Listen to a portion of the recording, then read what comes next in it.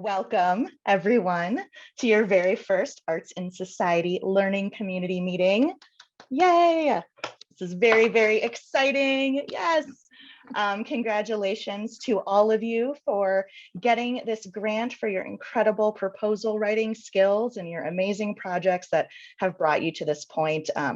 It is a big deal. I know you all worked really, really hard and you've got a lot of hard work ahead of you. So we are here to support you and encourage you along the way. So before I kind of jump into the meat of things, I would love to introduce myself and Louise. We are the people who run the program. So my name is Ladis Feliciano. I am the Art Grants Manager, and so I manage Arts and Society, as well as the Insight Fund and other regranting opportunities that come to Redline. Arts and Society is a collaborative grant-making program that is made up of a bunch of funders across the state and is managed by Redline. I am also an artist myself. I have been in your shoes implementing a grant program. I've been in your shoes as an arts administrator, and I've been in your shoes as an artist. So I'm really here to support you and just be an ear in all ways that you need. And then we've got the wonderful Louise. Louise, we'd love to hear from you. Hey, hello, everybody. Thanks for being here on one of many, I'm sure, Zoom calls that have just been a tapestry of your week. Sorry. I wish we could all be in person because I feel like that's, yeah, I don't know. I just feel like you don't really meet people until you meet them in person. So that being said, I'm super excited that you guys can all be here. And yeah, I am the less good version of Ladas in this program, where like if for some reason you can't get a hold of Ladas, I'm her good backup. I'm the executive director of Redline. And, you know, I oftentimes just play a supporting role. This program, of course, means so much to me because I feel like it is a way that we can kind of create these amazing arteries to each other across the state of Colorado and what we're doing and kind of work on this broader arts and well, really arts and social justice, but also arts and human services and health and all the topics kind of network across the state. So there are a few things going on too that Redline is working on that I feel like I would want to be able to share with you guys kind of at the end of the session that may be of interest to you, for especially of those of you who are working in Southern Colorado, but also an invitation for those of you who are working, you know, in other areas of the state. So anyway, I totally love this program and I'm totally here for you, and congratulations on the grants. I'm so excited for your projects. Thank you, Louise. It sounds like we have a couple folks in the waiting room, and so I am just juggling things. Here we go. View. I feel like, did Zoom update? It looks different. Is that just me? Okay, so we should be having some more folks join the meeting. And Louise, I might just go ahead and make you the host or co-host if that's possible. I am currently the co-host. I just let folks in. I'll keep an eye on it now. Perfect. Yeah. Thank you. No, I appreciate it. Thank you. Thank you. Yes. So let me go back here. Thank you all for your patience. As Louise mentioned, you know, Zoom is not the ideal way for us to gather and meet, but as you all indicated via the surveys, which I thank you so much for completing and sending my way, we understand that there are a lot of challenges, both with travel. I mean, gosh, we've had so much snow this week. It would have been really rough to be on the roads. And then of course, COVID is still just a huge challenge. So I understand the desire to have this meeting virtually. And because of the nature of our presentations, it really works out. So this meeting is virtual, of course, but we are planning to have our next meeting in person at Redline, and that's on June 17th. We'll talk about that more at the end of the meeting, but just want you all to have a heads up that we are planning to do that in person at Redline in June, when we can gather and have some outside space, some nice weather to enjoy each other's company in. Okay, so learning communities. What is a learning community? What are we doing here? The learning communities are really, honestly, my favorite part about Arts and Society. It is this this gathering point, this opportunity for all of the grantees to come together, to share their work, to learn about each other's work, to see where there are cross sections where folks can maybe partner and support each other, to maybe learn about other projects that are happening within your region that you didn't know about. And then for us to also offer some learnings to you all, some best practices. In June, we will have a program that includes some incredible resources to help support you all in your projects. So it's really, really an awesome opportunity to gather and to learn. And Arts and Society is all about collaboration, right? It's all about collaboration between the arts and non-arts, and it's also about the collaboration of communities and the collaboration of this group. And so rather than have you all off in your own little silos on your own little islands, doing these incredible projects that are keeping you up at night and waking you up early, we want you to know that you have a community across this state, folks who are doing similar work to you, and folks who are really a good network of support for you to have. So I think it's a really good time. I look forward to being able to do it in person, so we can, see each other's faces IRL and share a cup of coffee and a croissant or whatever we might provide. But for now, we are here virtually, and we are going to start with our project presentations. So you all should have the, let's see here. Okay. So the way this is going to work, before you come on, and you're here, Travis, would you make it in the room? Yes, yeah, I I see am. you. Yes, There I you am. Yes, are. I am here. Yes. Okay, so before you kick it off, Travis, just so you all know, for these project presentations, it's really just the pitch, the snippet, that elevator pitch, if you will, about your project. 3 minutes max. I'm going to watch the time as best as I can. I know a lot of you, myself included, have so much to say, but I'm going to do my best to keep us on time. And as I mentioned, we will have an opportunity at the end of the meeting to get contact information. So don't worry, you will have an opportunity to connect with all these awesome projects. So without further ado, Travis, if you'd like to kick it off. Yes, I will kick it off. Good morning, everybody. Good to see everyone. And I'm just thrilled and honored to be putting on this concert, Black Music Matters, our 4th annual. We called our application The Glorious Return because we didn't get to do it last year. So we've done this for 4 years running, with the exception of last year, just because of COVID stuff. We didn't do an online version. So we are back and better than ever. So the theme of this concert is going to be called Overcome.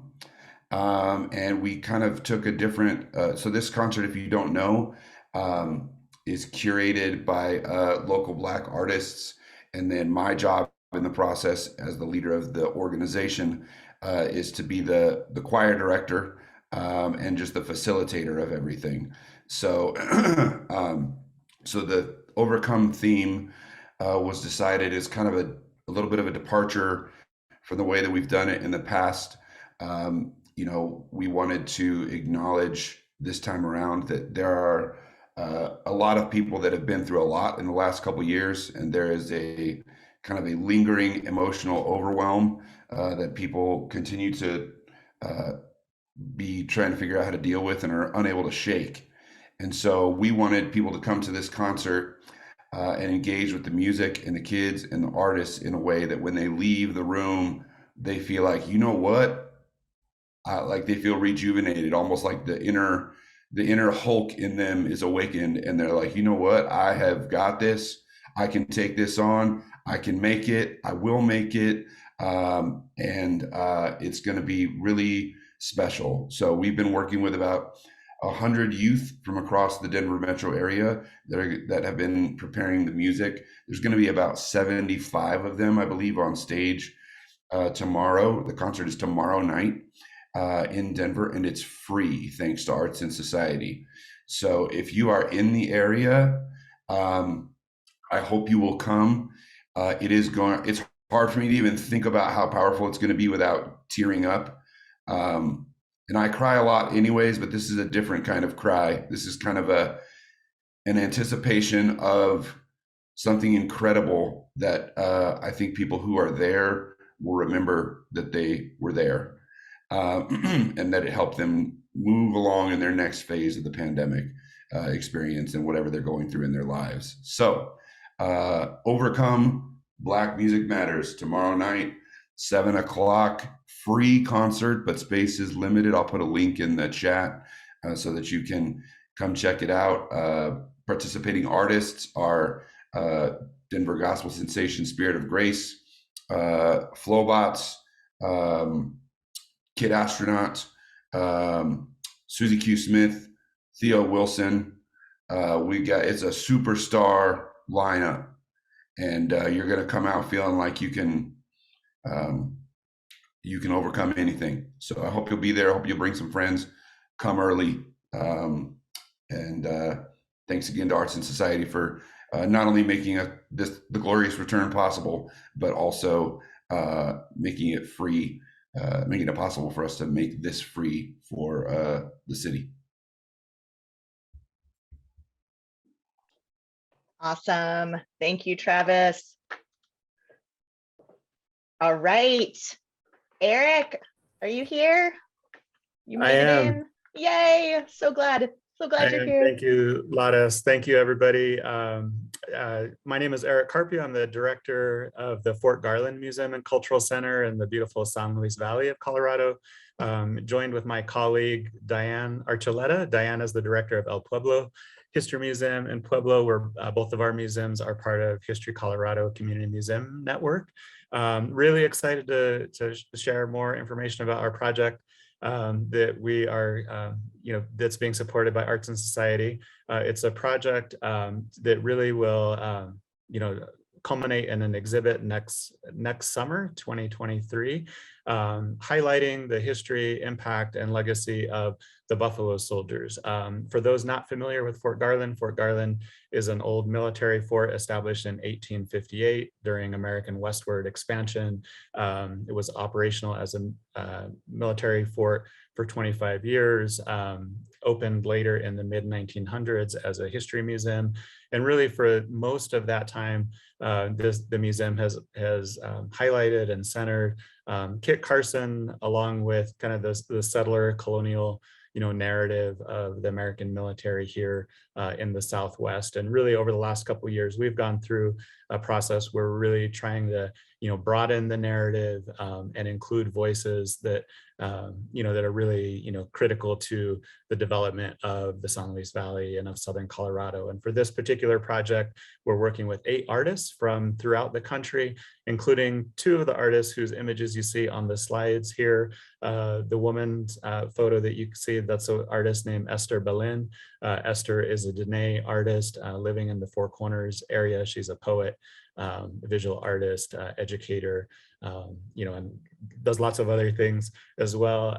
Another one of the artists that you see there on the image or on the slide is a gentleman by the name of Chip Thomas, also goes by Jetson Orama. Chip is an African-American artist. He spent about 35 years as a physician as well on the Navajo Nation, doing really amazing photography and murals and other work. We actually just did a collaboration with him this summer on the history of Indigenous enslavement in Southern Colorado. And so we're glad to work with him again. But we've got 6 other artists in addition to Esther and Chip, who will be really spending the next year in almost kind of a residency format, learning the history of the Buffalo Soldiers, learning about their impact, their legacy, their struggles.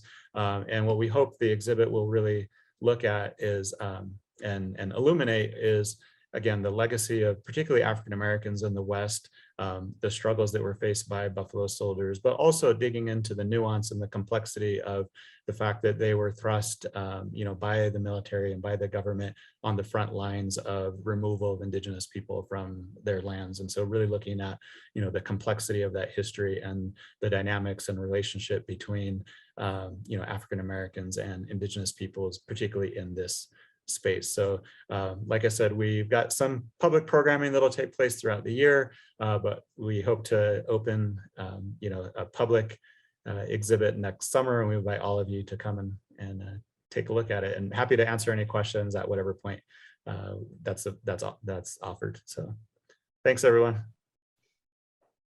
Thank you, Eric. I had a chance to visit around Thanksgiving, and I was just totally blown away by the whole space, but Chip's exhibition especially is just really powerful. So really excited to see this unfold. And I do know a couple folks came in a few minutes after. I apologize for that wait in the waiting room. Thank you for bearing with technology. For those of you who did miss just a few minutes at the beginning, what we're doing right now is we're going through our project presentations. We have 3 minutes per person per project.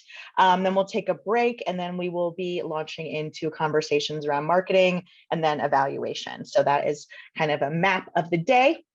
And then next up for presentations, we have Access Gallery. Damon, are you here? I am. Hello, great to see you, Damon. Hello, everyone.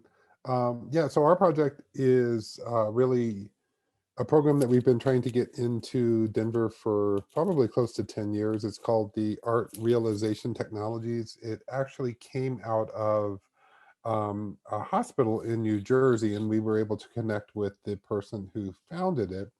And this was about the best picture I could find to represent what we're doing. What we're doing is we're training artists to be basically interpreters for people who cannot use their arms. There's a series of nonverbal cues to direct. The person on the left is being directed by the person on the right that may not have the use of their arms. And the idea is that they're creating art at the behest of the person who has historically been having things done to them and for them. We're really trying to, the idea is not to make something together. The idea is that really the trained artist or the tracker is interpreting what the artist actually wants on the canvas, everything from the size, the color, the shapes, all of that. This is a rather unique project because it is so immersive isn't the right word, but the idea is that it is really a one-on-one type of situation. We don't look to be serving hundreds of people through this. It is, it's a very, very small cohort of people that are very, very isolated. We set up a place where we have, we'll be able to rotate several people through. We're hoping to do 5 pairings off the bat and an additional 5 after we sort of learn what we're doing. Of course, with us at the end, it will be a gallery exhibition with the art sales going back to the artist. We are hoping to be able to pay both the artist and the tracker. And again, this is sort of a passion project for me. I've been wanting to get this up and running for 10 years. We had it almost set, ready to go. And then we all know what happened in 2020. So this is just a continuation of something we've been working on. We're still in contact with the founder who came up with this. And I'm really, really excited to see where we can take this. It's a little off the beaten path for us, but we're so excited to work with so many wonderful people and so many artists. We're partnering with Craig Hospital, United Cerebral Palsy. We've got Easter Seals lined up. We have a room set aside. We have our own little studio set up, and I'm really excited to announce that we've hired a coordinator to run this program for us, and he starts March 14th. So that's my little 3 minutes about the ART program. I can't wait to see how it all comes together. And this is not our photographs, so hopefully next time we get together, I'll have photographs from our studio. Yes, absolutely. Thank you, Damon. Thank you. It's all really exciting. All right, next up, we have Creative Nations Center and Collective. Awesome. Thank you guys for having me this morning. My name is JC Bial. Yeah, got the Asia JC Bial the shit. Tachini A Basachi, Tachini the Schle, Todachi Dasache, Nahabani Dashanele, A Shidene Nishne. So, yes, my name is JC Bial, Navajo, living here near Boulder, and work with the collective of Indigenous artists, providing a platform and time and space for other Indigenous artists to share their creative voices and opportunities. So we've been working collaboratively with the Ute Mountain Ute in Southern Colorado, and currently developing relations with the other Ute tribes within the area as well. Southern Ute, which is in Toyac, Colorado. Right now, we've been working with the Ute in Ignacio, Colorado, and our initiative, the YES, is to collect artwork from various artists in the area, whether they're young beginners or if they're older, elder, professional artists of the like. And basically what we're trying to do is provide a space for them here at the Dairy Arts Center in Boulder, Colorado, to have an opportunity to share their works. A lot of the Indigenous folks in the area don't have the means at times to do the travel and pay for their stays, you know, to go to arts markets. And for ourselves, what we're trying to do is develop workshops when it comes to creativity. We've been working closely thus far, again, with this Ute Mountain Ute in Ignacio, Colorado. They have an organization called the Tiwahe Initiative, and it benefits Native American children, youth, and families. If you're interested, you could take a look at their site. It's called towarddayute.org. And basically, it's a journey of wellness for them down there on the Ute Reservation. And their overall initiative is to improve mental, spiritual, nutritional, and economic well-being with their tribal members there, and also provide funding to sustain, expand, and enhance existing services and programs that benefit Ute families. So what we have done is started developing relationships with Juanita Plentyholes there and Marie Hart. And Juanita is actually the director of Tiwahe. And Tiwahe is a Lakota word. And so they were awarded funds to provide these opportunities in the Ute Reservation. And what we plan to do with the grant that we were awarded with Redline is to, again, you know, reach out to them, visit them, and do what we can to build long-lasting relationships so that they have the space and the platform to share their works as well. A lot of the times organizations come in and do that type of work and support the tribes and then leave and somewhat abandon the initiative. And our idea is to maintain that relationship going forward and to be able to educate the general public, not only in Boulder, but in Colorado as a whole, of the original inhabitants and stewards of the land. And one of those tribes is the Ute Mountain Ute. And so our initiative is definitely to help fellow creatives and do what we can to support them with workshops and do what they, whether it's film, you know, to traditional arts, to contemporary art as well. And again, if you want to check out what they're doing, you can visit their site. That's towarddayute.org. They have some awesome movies up there right now that were created by youth. And we plan to work with some of those youth again, whether rescreening these films here at the Dairy or helping them generate funds to create new films in the area. So that's kind of who we are as Creative Nations, and just doing what we can to support the Indigenous folks here in the area and allow them to, you know, share their works with everyone. And yeah, that's who we are as Creative Nations. And our whole initiative is, yes, to work with Indigenous folks and then educate the general public about who we are and how we are still here in the area. Thank you. Right on. Thanks, JC. It's really great to meet you. All right, next up, Lucha, are you here?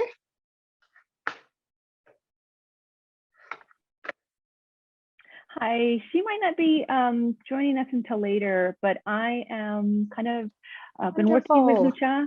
Yeah. Yes, thank you So so much. yeah, no, thank you for having us and thank you for the support that Arts and Societies has given to the Chicano Murals of Colorado project. So as I was saying, our organization has been around since about 2018, 2019, when sort of realizing the way that street art was sort of developing in the city of Denver and sort of what it meant for art and Chicano art murals that had been around for generations and how they were being erased. So what we're trying to do is raise awareness about the way that we're losing the sort of visual heritage, these texts that tell community stories, tell community histories. And so with your support, what this project is doing is doing two things. One is it's helping us create a curriculum that we want to share with educators in the high school for now. So what we're doing specifically is that we're working this time around with Mr. Tim Hernandez over at North High School and Mr. Zach Thrower to sort of like pilot a curriculum. We've arranged this around 6 lessons where we introduce students into like the history of Chicano murals. We talk to students about how muralism is used, how it is a form of opposition that tells histories that are often overlooked and erased.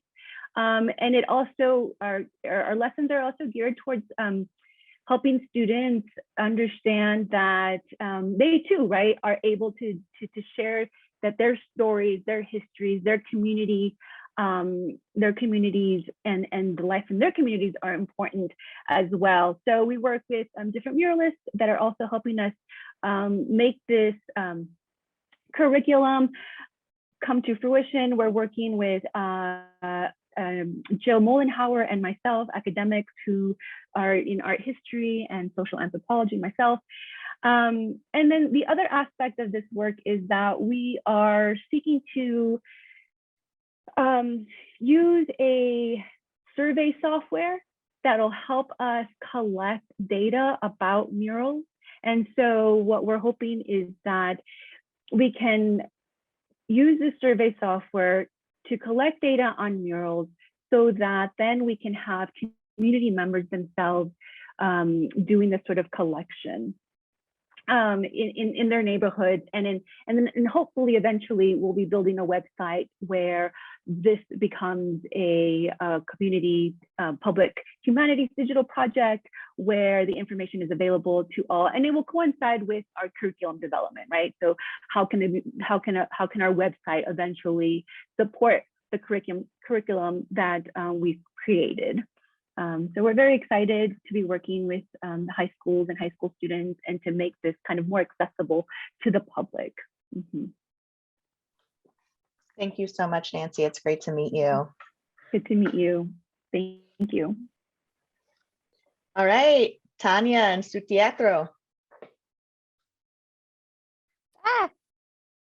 Hey, everyone. So this project came about because in 2019, we did a couple of plays that went back into the Chicano movement.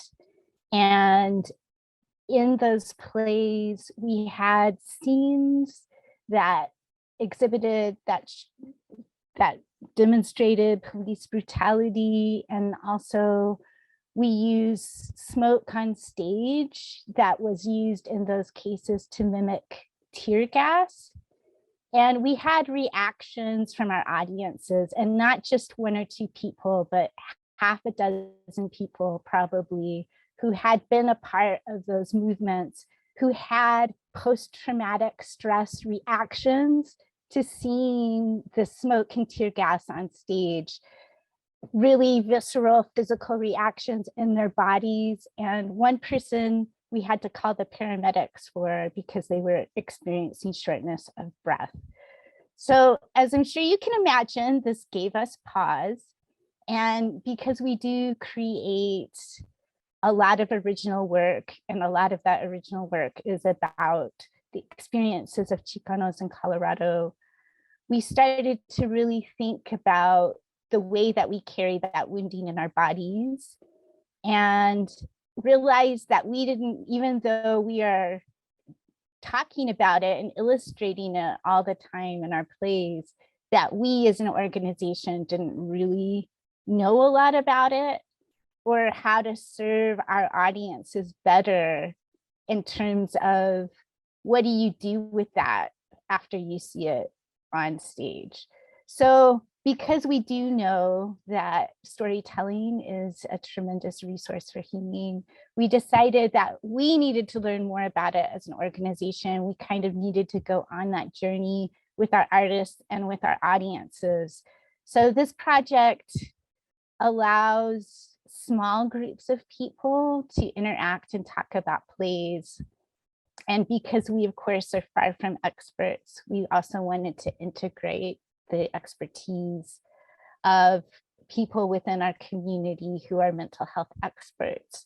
So we're working with Dr. Ramon del Castillo, who is an expert on curanderismo, and then also with Sisters of Color and Servicios de la Raza, to get their feedback on the work and curriculum, and then also to arm us with resources and opportunities for people to go to the next step to talk to culturally relevant professionals within our community about the kind of experience that they're having.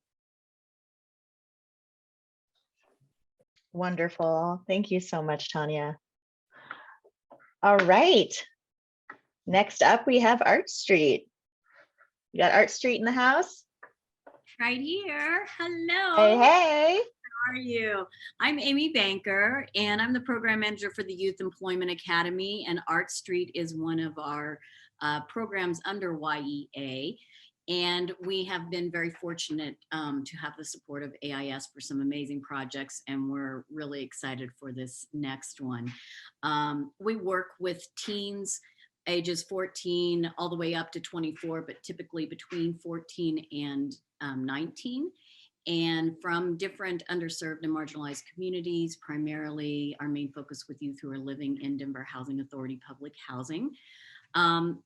For this, we are working with artist Katie Casper, and it's called Edible Artscapes. And we've actually just started on it with a team of 11 youth, and we will be adding in another 20 to 25 this summer for our main project. But they are going to be learning about permaculture design and are creating a garden installation with artistic elements in the Mariposa neighborhood, which is where Art Street's located. We're working with it's in front of a DHA housing project of elderly and differently abled people. We've already been surveying them. One of the things that they said was gardens look ugly as they go through the process. And so we wanted to make sure that it looks beautiful year round by bringing in some permanent artistic elements, as well as teaching about the ways that you can grow your own food and other beautiful plants that may be edible within wherever you live in urban farming. So we'll be working with container gardens if you live in a mid-rise, for instance, and have some access to a little balcony or whatever that may be, as well as creating open source materials that will be on our website that we actually created through another AIS grant called when we did our environmentalism project. And so those open sources people can add to around information around permaculture, urban farming, and how to do it yourself. The food that is grown from there will also be harvested and will be given out for free at one of our other projects, the Osage Cafe in Mercado, where local residents will be able to collect that free produce. So we're really excited. A lot of our youth are not familiar with gardening at all, and they're already starting their research around some of these issues, and we will have a great harvest festival at the end, as well as we are having a video documentary of the whole process, which is super exciting because the person the artist who's going to be doing that is one of our young people who was actually our first Arts and Society that we did, We Still Live, in 2017, 2018, was one of our youth artists then. So we have hired him to now as a college student to be artist on this project. So we're really excited. We love the Arts and Society. We're able to then bring that. We've grown it even from our proposal because by having Arts and Society, we're able to leverage and bring in some other funding to expand it with these other elements. So we're very appreciative of that and think it's going to be a really fun and amazing project. And we'll invite all of you to the Harvest Festival. Awesome. Oh, I can't wait. Thanks, Amy. Appreciate it. All right. Before we go on, I just want to kind of pause for a second and observe all of these amazing projects. We're only on slide 11, and we've already heard like so much amazing, just amazing creativity and initiative. And I also want to note that you'll observe that we have a really nice mix of folks who are previous Arts and Society grantees, so folks who have been through this process before, and folks who are brand new to it. And that is by design as well. You know, we want those who have been through this before to feel empowered to share and be mentors for those who are new to it. So, okay, next up, Sandy, I know you're here. Busy slide, but I'm a busy lady. One of my embarrassments is my Spanish is awful, and I try and I practice and I roll my R's and it still doesn't work. I called my project El Arte de Nuestros Abuelos, the art of the grandparents, and partnered with Mount Rose Health Center Palliative Care and Hospice, which I also work for, in that they let me start a whole outreach department that's called HeartWorks, with art being capitalized in heart. And it's to promote health and wellness. And I truly believe with all my heart that the best way to promote health and wellness is by offering opportunities for socialization through the creativity and the arts. My vision with this the art of our grandparents was art is far more than what you hang on the wall. And some of the things that we're talking about, that all fits so well. I think jelly making and tamales are also art. Today, I'm real excited because it kind of fell into interesting worldly timing. A woman here that is does Ukrainian eggs. So we're going to do a introduction to the art of Ukrainian eggs and have our moment of prayer and silence and good juju for the Ukrainians. The Ukrainian egg art has been going on for over 1,000 years. We need to honor the cultures. We need not to lose the cultures. It's interesting because I have a bunch of different projects going on and they all seem to be just beautifully, beautifully interrelated. And everything that I've heard so far and people I've got to work with before, we just coming together and sharing the information. I want everybody to come down to Walsenburg and La Vida and be part of what we've got going on down here. This project has just grown like topsy. I'm so excited about it in working with the people. So far, all the artists that I have secured to do the teaching and whatnot are olders. And although we're our target audience is also olders, I want to really do some intergenerational kinds of things. And there is everything, my busy slide, from teaching culture embroidery to gourd dolls to weaving. We have got people from History Colorado that are going to come down and do a writing your landscape memoirs. And you know, all these connections really have grown out of art and society. As I look at all the list, there's so many people in this group that I know and have worked with before that it's just really, really exciting. The next big thing we've got is doing Bless Me Ultima. I've got a Colorado Humanities Grant. Again, there's just a huge crossover with the Humanities Grant. We're going to do Bless Me Ultima. And one of my most beloved elders is a woman in that small picture. Is her name's Teresa de Jesus Vigil. She's from San Luis. She'll be 90 on the 29th of April. She is a curandera. She is an herbalist. She is a poet. she's everything that's wonderful about an older adult. And she's going to come be part of our Les Me Ultima group. Really some neat things going on. There isn't enough time, enough money, enough people, enough universe to explore all that is exciting about everything that's happening with this. Thank you. I'm never enthusiastic.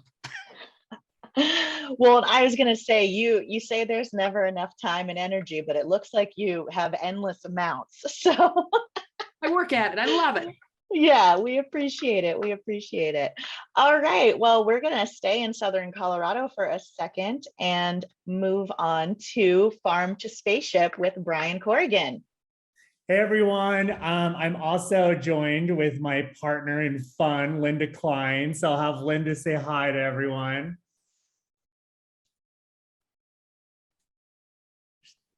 She's on here, Linda. Well, I see. I wasn't. No, what I just said. Yeah, what I just said was incredibly profound. I probably shouldn't repeat it. Thanks for having us here. Awesome. So Farm to Spaceship, our project is the San Luis Experience Accelerator.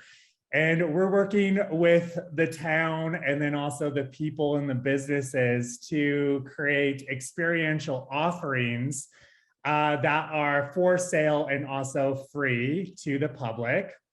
And this is all based off of the idea that 74% of Americans prefer experiences over things and stuff. And this is actually a pre-COVID data point. And so I imagine now after COVID, it's probably even higher. And so again, Farm to Spaceship works in the experience economy and then also the transformation economy, which I imagine that everyone on this call can relate to. The transformation economy is really this idea that it's like from being to becoming, that really kind of what defines us now as people is that we're experimenting, we're testing, we're changing, we're discovering, we're creating. And so we really want to root business in really kind of this idea of the transformation economy. And we're doing that down in San Luis. Thank you, Brian. I'm sorry, y'all. I have a cat that is like meowing at me in the most dire way. You would think that I like never care for this creature.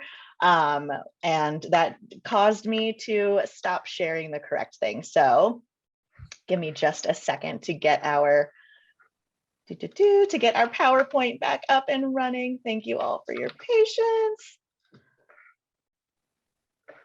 Oh, that's not the right one. I'm so sorry, y'all. Maybe really quickly, sorry to jump in, Brian. Oh, yeah, Patty. Can you explain just very briefly the name?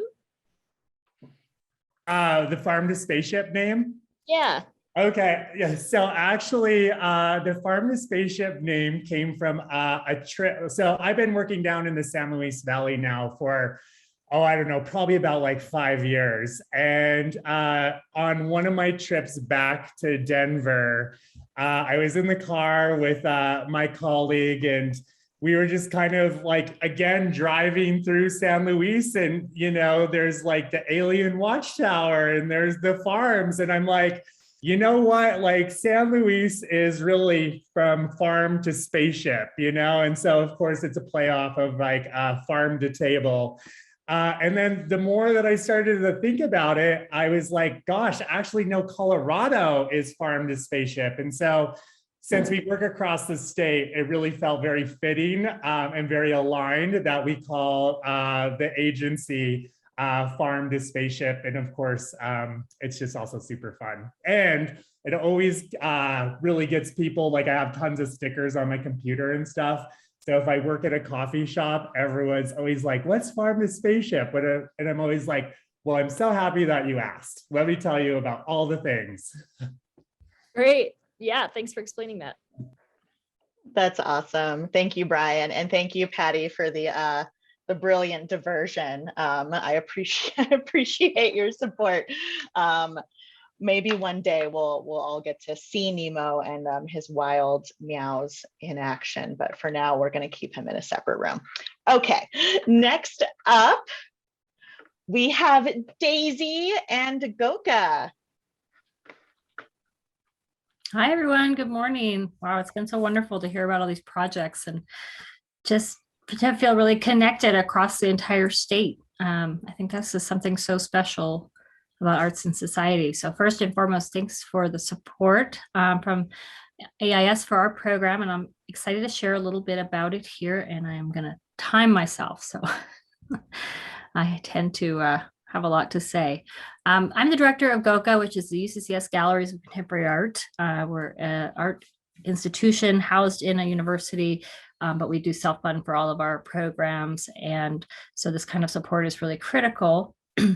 And the project that we have is going to serve the Pikes Peak region generally. Of course, everybody's invited, and I love traveling, and I'm excited to travel to many of your programs and projects. But we generally are El Paso and Teller counties. And what we're planning in fall 2022 with the support of AIS is to highlight Greg Deal, an artist who now lives and works just east of Colorado Springs in Falcon, and we'll have a number of exhibitions and projects, I think, happening across the state this next year. He will have a solo exhibition in our Marie Walsh Sharp Gallery, which is at the Ent Center for the Arts. And then we're also planning and working on a major new public sculpture. So we have a public sculpture program called Art Without Limits, and that is outdoors on the grounds of the Ent Center for the Arts. The programs will all be free to the public, but then we're also excited to be planning a public concert in September with the band The Interrupters in downtown Colorado Springs, and working with our folks in the Downtown Ventures, which is the downtown partnership group in Colorado Springs. So I'm sorry we didn't get an image of the mural in here, but Greg has created a mural called Take Back the Power, which I encourage you to Google. It is the largest known portrait of an Indigenous person in North America. And Colorado Springs really doesn't have a deep history with public murals. In fact, they made it almost impossible to have many murals until pretty recently. And so it's a very different visual landscape. And to have the scale of mural in downtown Colorado Springs, really the heart of this, very conservative city, is really powerful. And so what we're planning is a concert to happen with the band that is featured on the T-shirt of the figure who is actually Greg Deal's daughter, and she's they're both punk music fans. So we're working on a punk concert. Great news is the Interrupters are coming out already for a Red Rocks show in September. So it sounds like that's gonna all work out in the September timeframe, and then we have some programming happening in October. But most importantly, we will be highlighting the incredibly important MMI WQT Missing Murdered Indigenous Women and Queer and Transgender cause. So by planning programming across the city in this way, grounded in the exhibition at the Ent Center for the Arts Gallery, which will premiere new works by the artist, and this outdoor public sculpture, we hope to really spark some engaged dialogue and build understanding of the issues that Greg is highlighting in his art practice. So a little bit about Greg Deal, if you don't know. He, through paintings, murals, performance art, that's it. And filmmaking he touches on race, stereotypes, and trauma, and he critically examines the history of decolonization and appropriation affecting Indian life. So we're very excited to elevate and celebrate and support new works by this artist, to pull together these public programs to activate dialogue around the issues that he is touching on in his work. And we hope to see many of you there.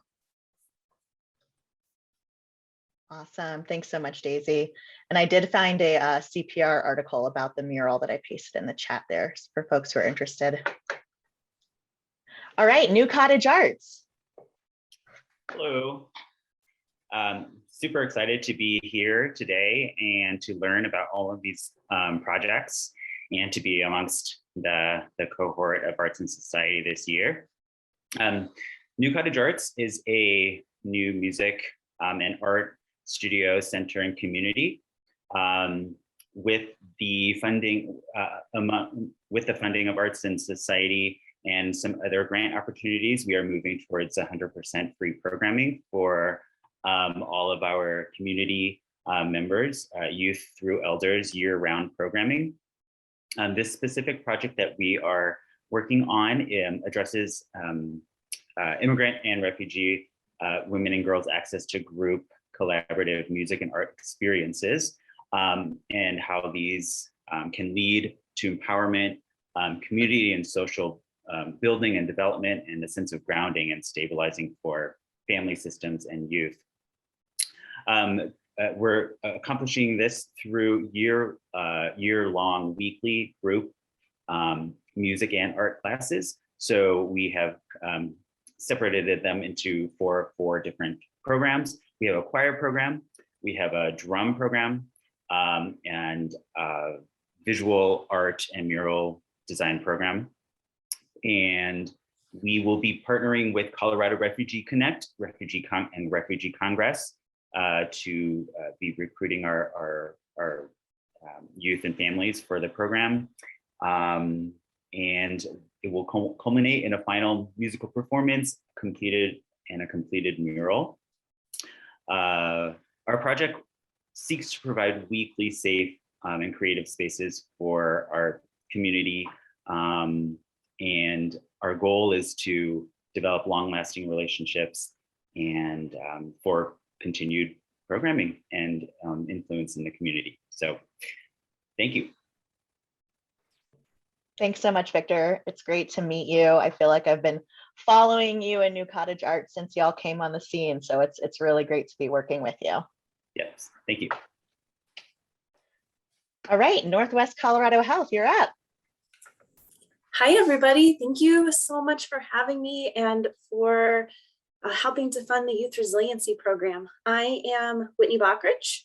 I took over from Katie Thiel in June of this year, so I'm relatively new to the program, but we are off and running in really cool ways.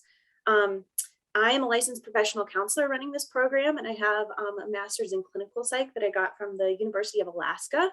And so really looking at how, from an EMIC perspective, how we serve our communities and what they need. We're based in Routt and Moffat counties, which is the very tippy top Northwest Colorado, top of our state.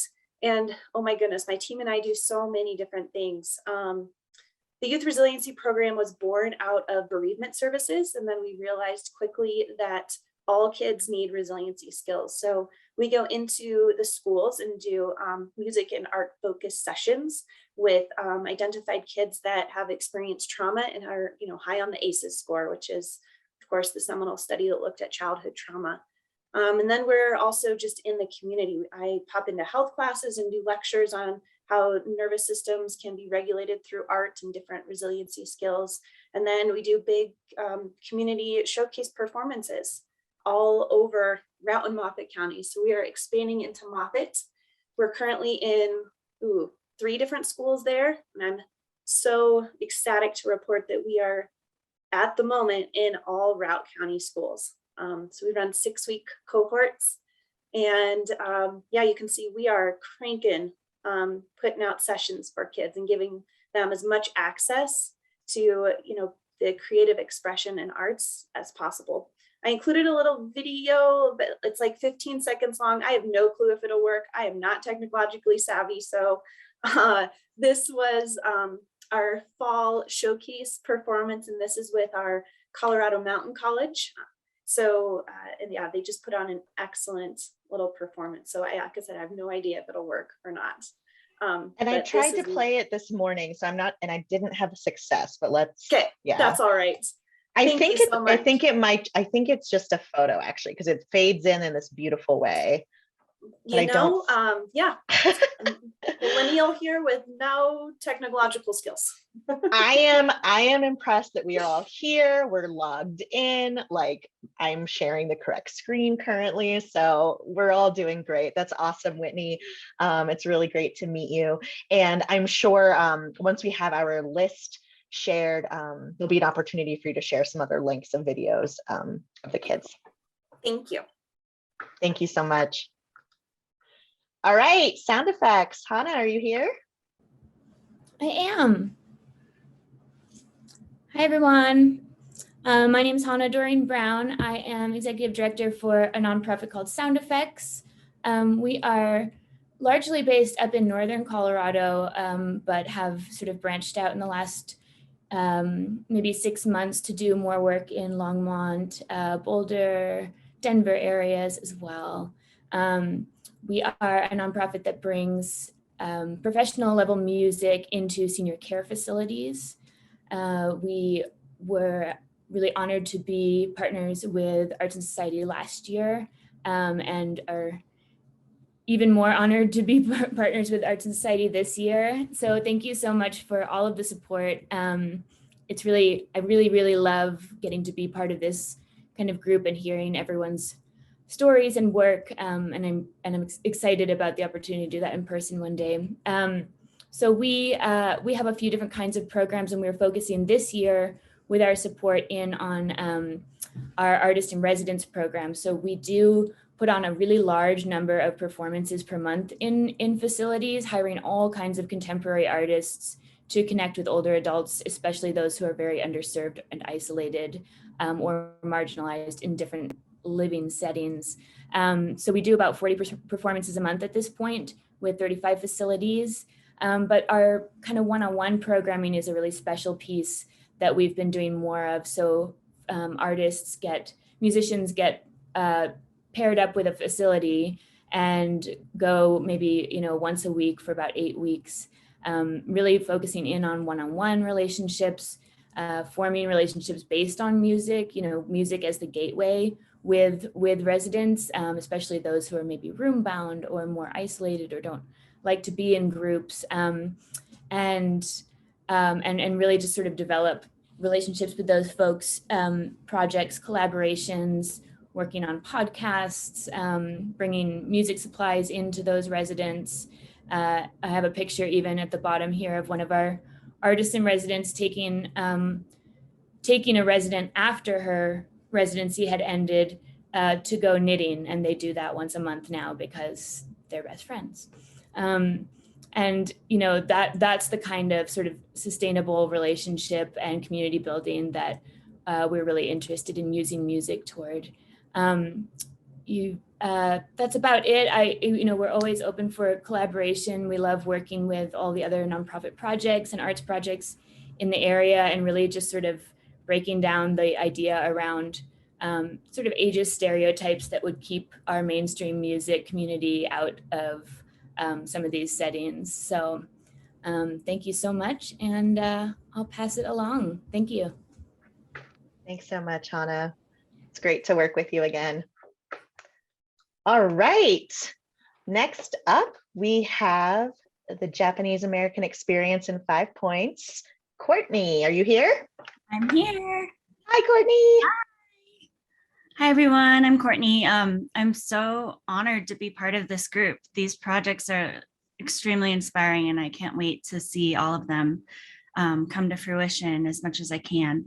I am the founder of an organization called the Japanese Arts Network. It's a national resource for artistic collaboration and connection that provides access to resources and develops programs and platforms for support that advance and strengthen Japanese artists in America and visibility for their meaningful work.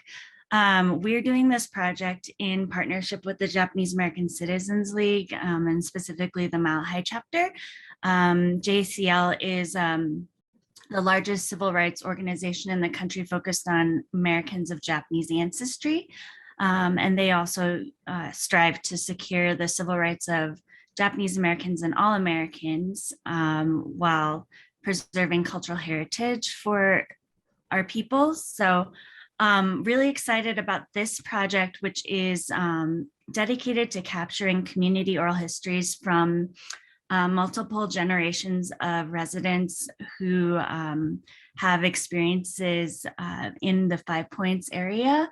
There was a really large resettlement of Japanese Americans after World War II in the 5 Points area because because it was one of the only places that was very welcoming to Japanese Americans to start over their lives after everything being taken away from them and being incarcerated.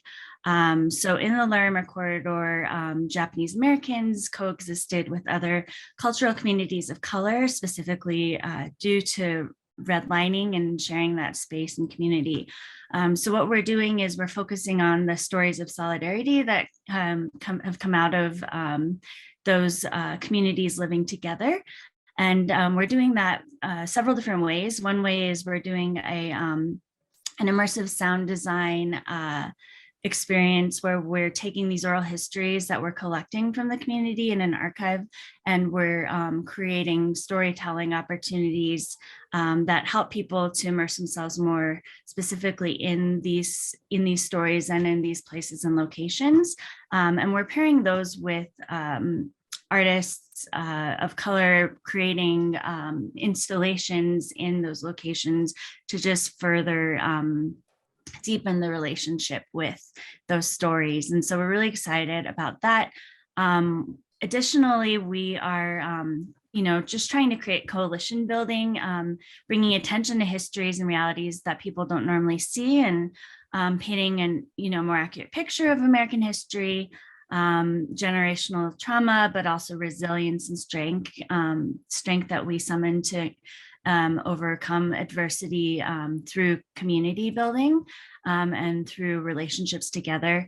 So we'll be doing that, as well as an exhibit and a neighborhood mapping project. So we'll be outlining where all of these Japanese businesses were, because people don't really know that there was a Japanese community in Colorado. And there actually was like a really thriving community for several decades, especially in the Larimer Corridor and the Five Points area. And so we'll be mapping it out, as well as having a comprehensive exhibit at the Savoy. And then finally, we'll be working with, hopefully with Manual High School students, because Manual High School is one of the locations where the majority of the Japanese community, as well as other communities who lived and worked in this area, joined together. And we're in class together, and we're colleagues. And so we want to work with the youth there to help younger generations understand how to take oral histories from their community members, and also to help them share this history with future generations. So thank you so much, Arts and Society, and everyone here. I'm looking forward to getting to know you better. Thank you so much, Courtney. I'm so excited about your project. Okay, next up we have El Sistema. Hi, everyone. I'm Ninka Isurieta, and I'm the development director at El Sistema Colorado. So there's a lot of text on the slide. Feel free to read it, but I will read some of it. And for those of you who are hearing about El Sistema Colorado for the first time, we are a free daily after-school string orchestra program that's located in Curtis Park. So neighbors of some of you, as I'm learning. And most of our students enrolled in our program are persons of color who don't have access to the arts. And our work is really centered around removing barriers to music education. So we serve students from pre-K all the way through grade 12, and from all across Denver. And currently we have about 145 students enrolled in our program that we see every week. So last year, Arts and Society generously funded our student quartet program, which really helped get the project off the ground and bring this model of a student-led quartet to life. And we now have two student-led quartets, Quartet Maravilla, which is there on the right, photo on the right, and a newer quartet this year called Mycelium Quartet. And the vision of these, or for these student-led ensembles, was really to create an environment for our most advanced students to have total autonomy over themselves and build upon the life skills and experiences of an actual working musician in a professional quartet.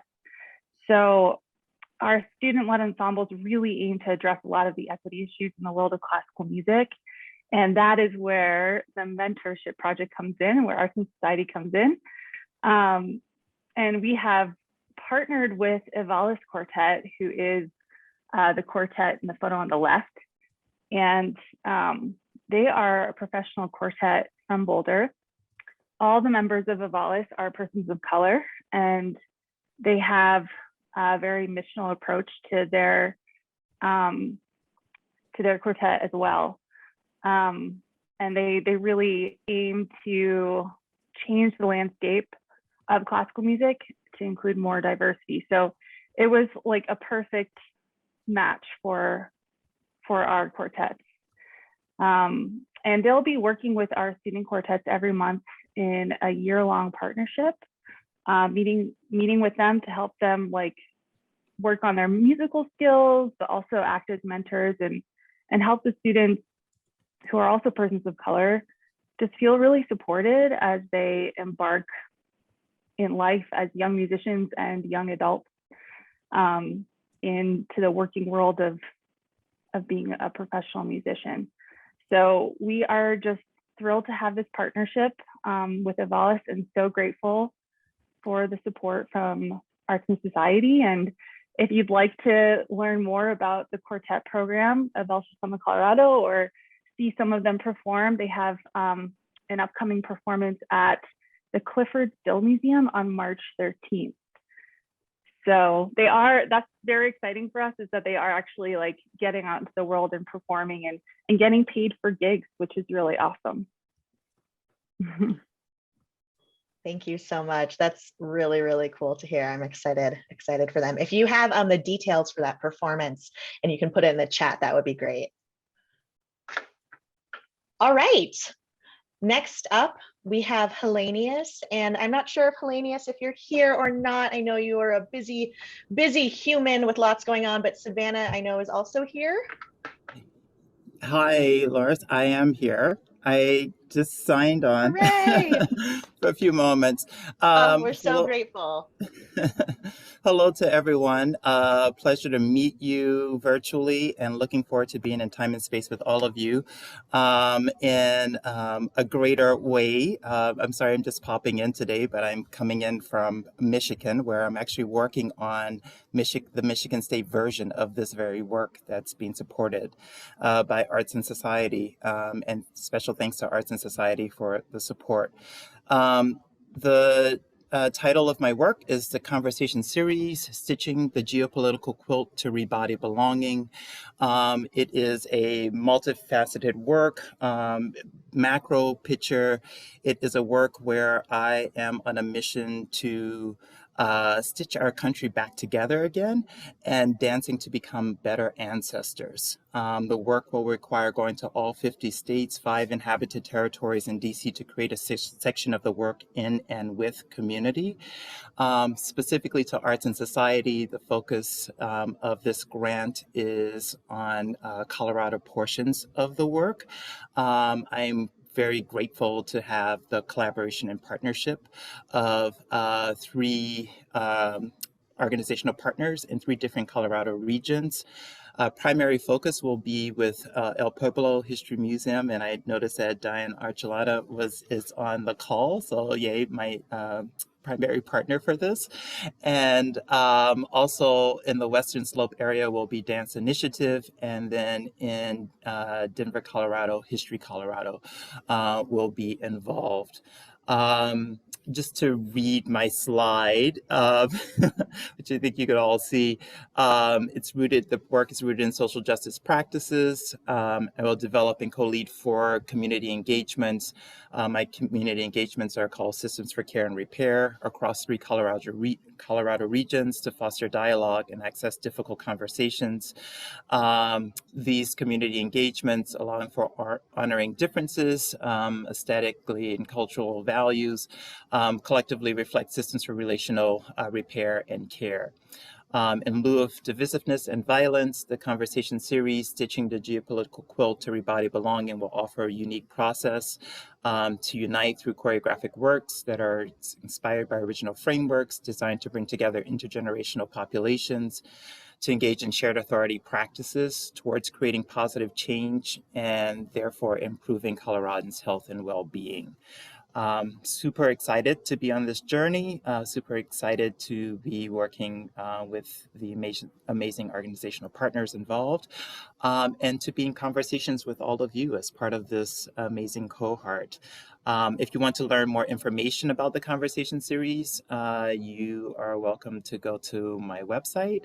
The link is on the slide, but my website, heleniusj.com, easy to go there, and just underneath projects, you will find the conversation series, Stitching the Geopolitical Quilt to Rebody Belonging.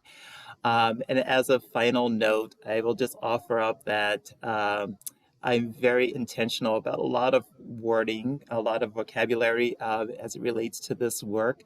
And so you hear me saying work a lot because I do not believe that this undertaking is a project, because a project often has a beginning point or implies a beginning point and an end point, and the work of social justice does not have an end point. And so at this moment, I'm embracing the word work for the time being, and just wanted to offer that up. Thank you all so much. Thank you, Helenius. I love that. I really, really respect that and appreciate it. Thank you so much for everything that you shared. We're so glad that you're able to hop on. Thank you, and grateful that Savannah Scott is on the call Hi, as Savannah. well, and will be attending the rest of the meeting. So I'm going to log off to go back into rehearsal, but I'm so grateful. Thank you all. Did you want to say hi, Savannah? Sure. Hello, everyone. Very, very excited to be hearing about all the wonderful things happening across our state, and very excited to be in conversation with you all. Thanks so much. Great to meet you. All right, next up we have Tri-Town Arts. Chandler, are you in the room? I am here. Hi, everybody. Gosh, we're a fledgling nonprofit organization. We're very new, and this is our first project grant, so we are very grateful. Yay, thank you. I'll give you a little geography here.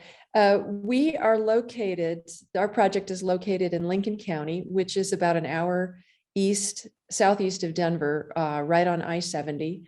There are 3 towns that are about 10 miles spaced apart that are in Lincoln County, the towns of Genoa, Hugo, and Lyman. And the county demographics are really interesting in Lincoln County. There's about 2 people per square mile out there. And so it's very rural. In fact, it's considered frontier in terms of the ruralness of this area. What drew us to Lincoln County is the World's Wonder View Tower, which is in the left-hand side of the slide. And the World's Wonder View Tower was a roadside attraction that was built almost 100 years ago to draw people off the old Highway 24. A guy named Charles Gregory and his partner Myrtle LeBeau built a big tower that was claimed to be the highest point between the Rocky Mountains and the East Coast of the United States. And Ripley's, believe it or not, apparently, established that that was true. We're not, I think it's Ripley's believe it or not. So we'll go from there. Anyhow, this fantastic series of buildings fell into disrepair after the owner died, and a group of us purchased it about 5.5 years ago. And our mission was to save the tower. So we have recently donated this property to our nonprofit organization, Friends of the Genoa Tower. And in some of our original conversations with people in Lincoln County, we've really been working to connect with the local community. One of the first things we heard was that there was this desire to see the tower come back to life as a community center, as a cultural center, and to connect Genoa with Hugo and Lyman, because those 3 centers also have wonderful assets in those towns. One being the Lyman Heritage Museum and Depot. And then in Hugo, there's a railroad roundhouse, but there's also some other things happening there. In particular, the garage makerspace in Hugo. And that space is being renovated right now. And it's sort of a little fledgling arts center. And then in Lyman, the Heritage Museum is a wonderful organization. But what we've found was that there's another spot. It's a schoolhouse building that was moved from Genoa to Lyman and renovated by the people who own the hardware store. And the Metcalfs have this beautiful space sitting there available for things to happen. And so we had conversations with the Metcalfs, with the makerspace in Hugo, and then looking at our tower. And we were thinking, how could we, join together? About the same time, I heard from some kids out in Lincoln County that they don't have art in their schools. So we're really starting from a real basic level of trying to introduce a way to work with the youth and connect these three towns. And it's really a very basic level. We're not on a high level here where we're concept based. We're looking at a way of how do we bring kids together in Lincoln County and provide something for them beyond some of the offerings that they have. It's mostly agriculturally based. So they have Future Farmers of America and they have 4-H, which are fantastic organizations. But as far as the arts are concerned, there's not much going on there and there's a hunger for it. So we came together and decided, okay, let's brainstorm. So we're not as developed as a lot of the other projects. This Arts and Society grant is really helping us kind of kickstart this idea of how do we bring artists together from the Eastern Plains, maybe bring some out from the Front Range, multidisciplinary artists to connect with the community and try to bring these three communities together and start building something in the arts. At the same time, we're building the tower. We're trying to renovate the tower. We just received a community revitalization grant. So the tower won't be available yet, but my husband and I are also working on a building in the town of Genoa. So we figured that the workshops, if we can get these workshops going this year, hopefully, those will probably start out at our building. It was the old newspaper office building, the Genoa Sentinel. There's a little picture of that down there. So we have a great little space in the front. So we got 3 spaces. We've got excited people. We've got kids in the county who are hungry for learning about the arts and getting their hands dirty. And so that's where we're starting. And we can't thank Arts and Society enough for giving us a place to start. Right on. Thanks so much, Chandler. We're very excited. All right, so we have about 5 more presentations. So we will, we'll just kind of adjust our agenda as we're going, but we'll do our best to stick to 3 minutes. I know I'm not a good timekeeper because I just get really interested in everything that you're saying.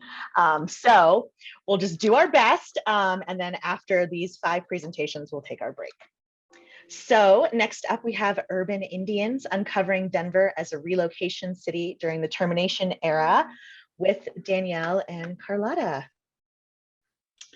Hihane washte mitaku yapi, washte sintupiwi imachiapi, mahupapa Lakota na ochati shakuin na iyo wazlata imahata Denver, Colorado, Elwati. Good morning, everyone. My name is Danielle Seawalker. I am Papa Lakota from the Ochati Shakowin.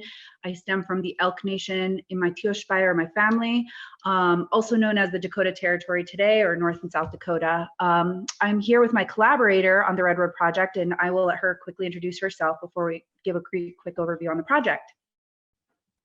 Hi, everyone. My name is Carlotta Cardana, or Carlotta for you Americans. I am originally Italian, but I'm now in London, which is where I am right now. It's been great to hear about all the amazing projects and meeting you all, and I want to thank Arts and Society for the amazing support that you're giving us. And now I'll just give it to Danielle to explain what we're planning to do with this, with our work.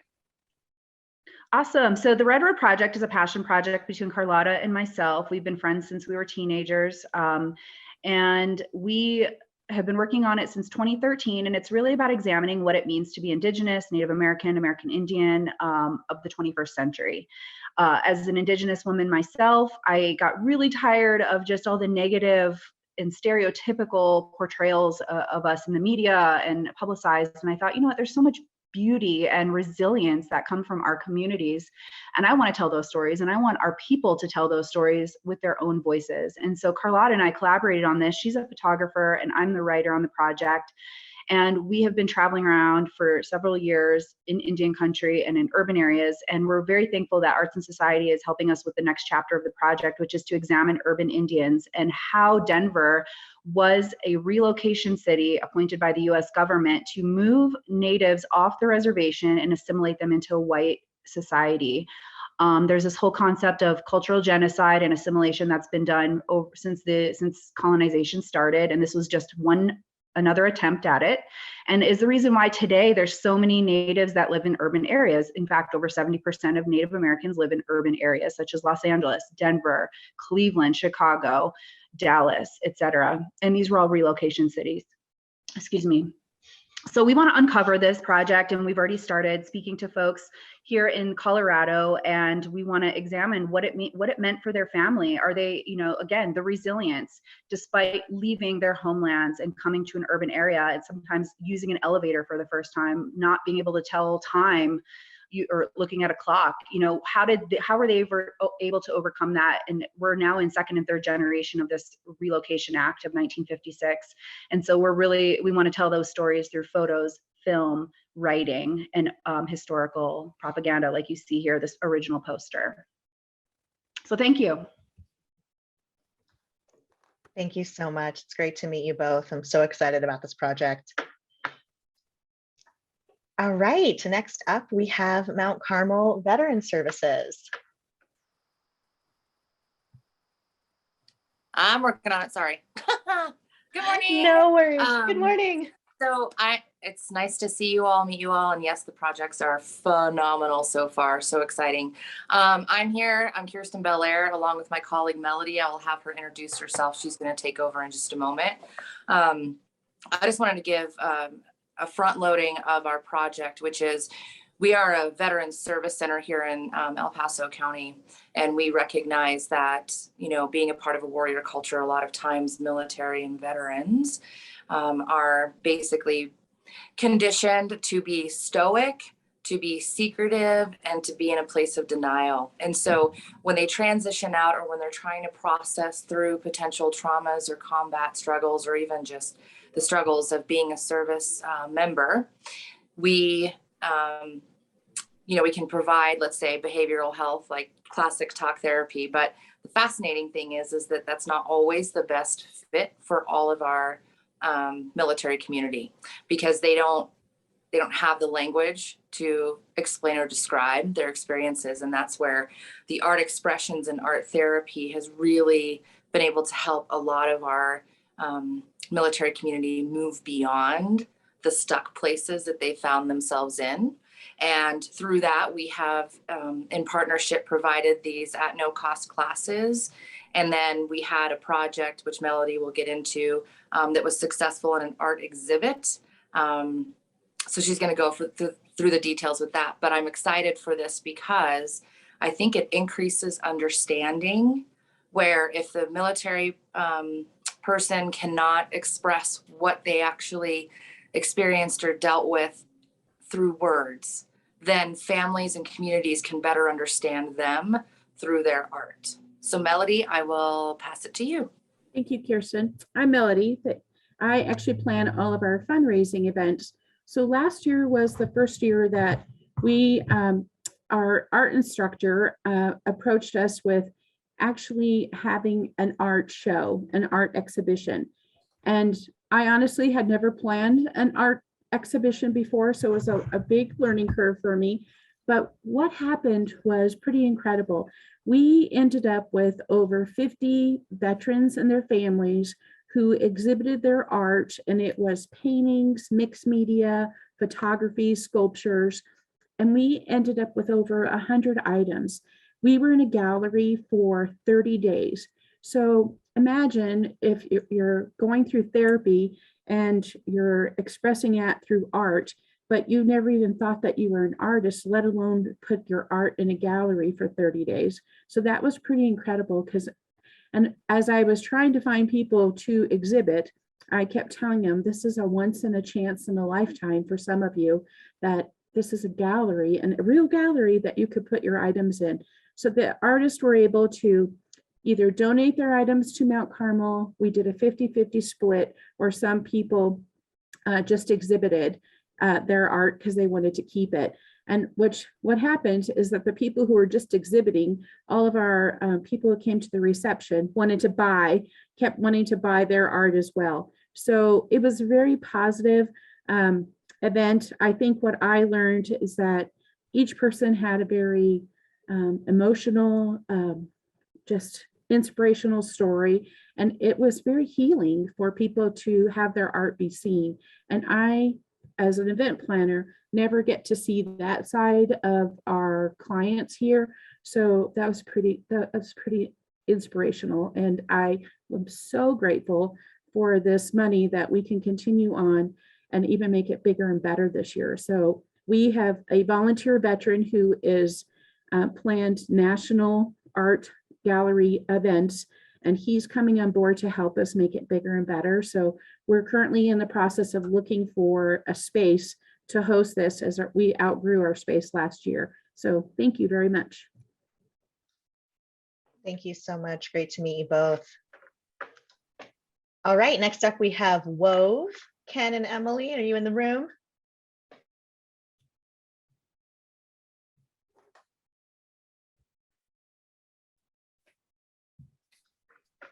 Got our Wove crew here. I'm just going to scroll through my faces. I thought I saw Ken in here earlier. I see you, Ken. I see you dancing. Got to unmute yourself, bud.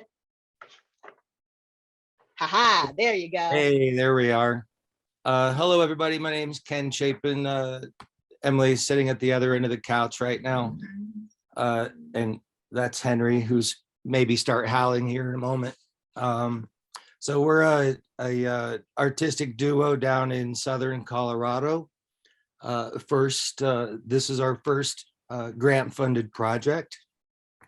So we're incredibly grateful and excited to make good use of these resources. What we're doing is we're putting together, it's really a multi-pronged project that will probably take the better half of a year and a half to come to completion. It includes a fully immersive fiber art happening based on some children's stories that have touched the lives of 7 generations. And our work is aligned with the state of Colorado's Lifelong Colorado Initiative, which excuse me, is the state's response to an aging population. It's part of a global initiative to respond to a first in history phenomenon where the number of people over 60 are going to outnumber the people under 18. And you can imagine the far-reaching impact that that's going to have on people's lives. And so this project really serves as a lightning rod to both draw attention to the state's response to this shift in our demographics, but also to create an opportunity for people of many ages to come together and share in a first of its kind, as far as we can tell, fiber art happening, which brings together the world of fiber, which Emily is so incredibly talented, and the art form that we would describe as a happening that has deep roots both in this country and around the world. So we're super excited for that.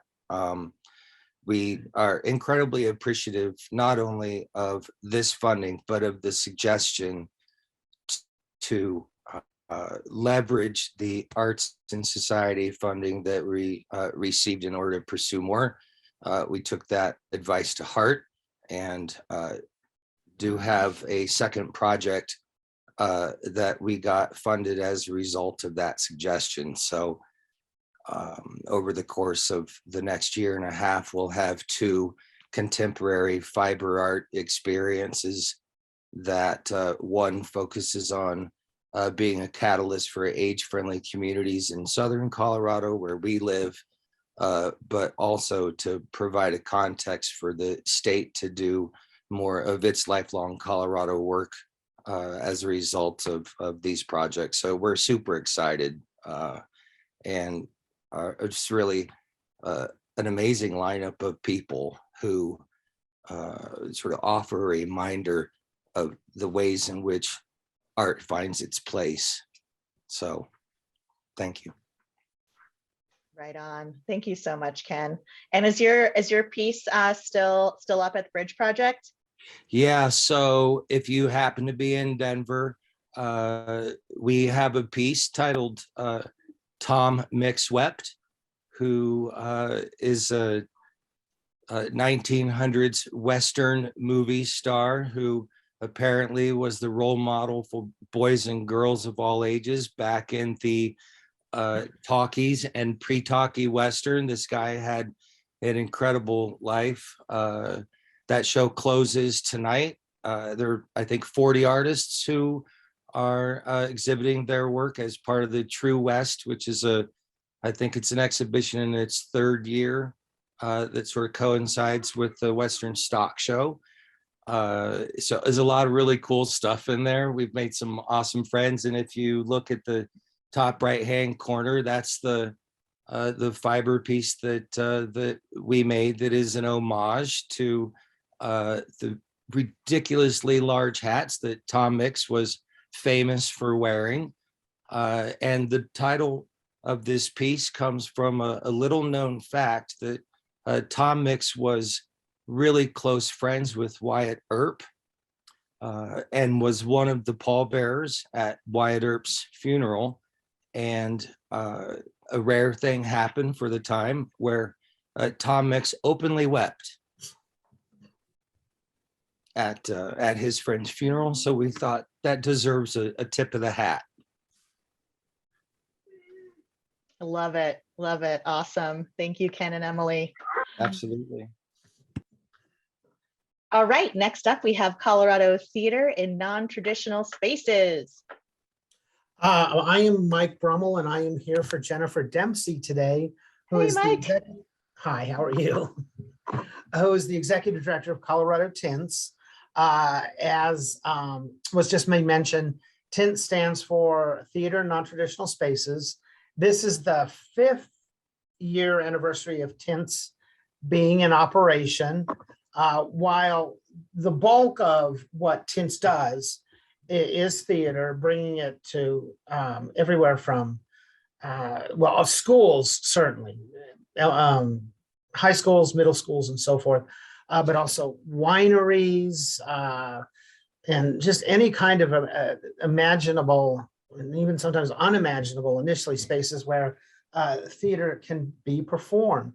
The idea being bringing theater to the people, reconnecting people with the performing arts, and introducing people to the performing arts who might not have otherwise gone to theater.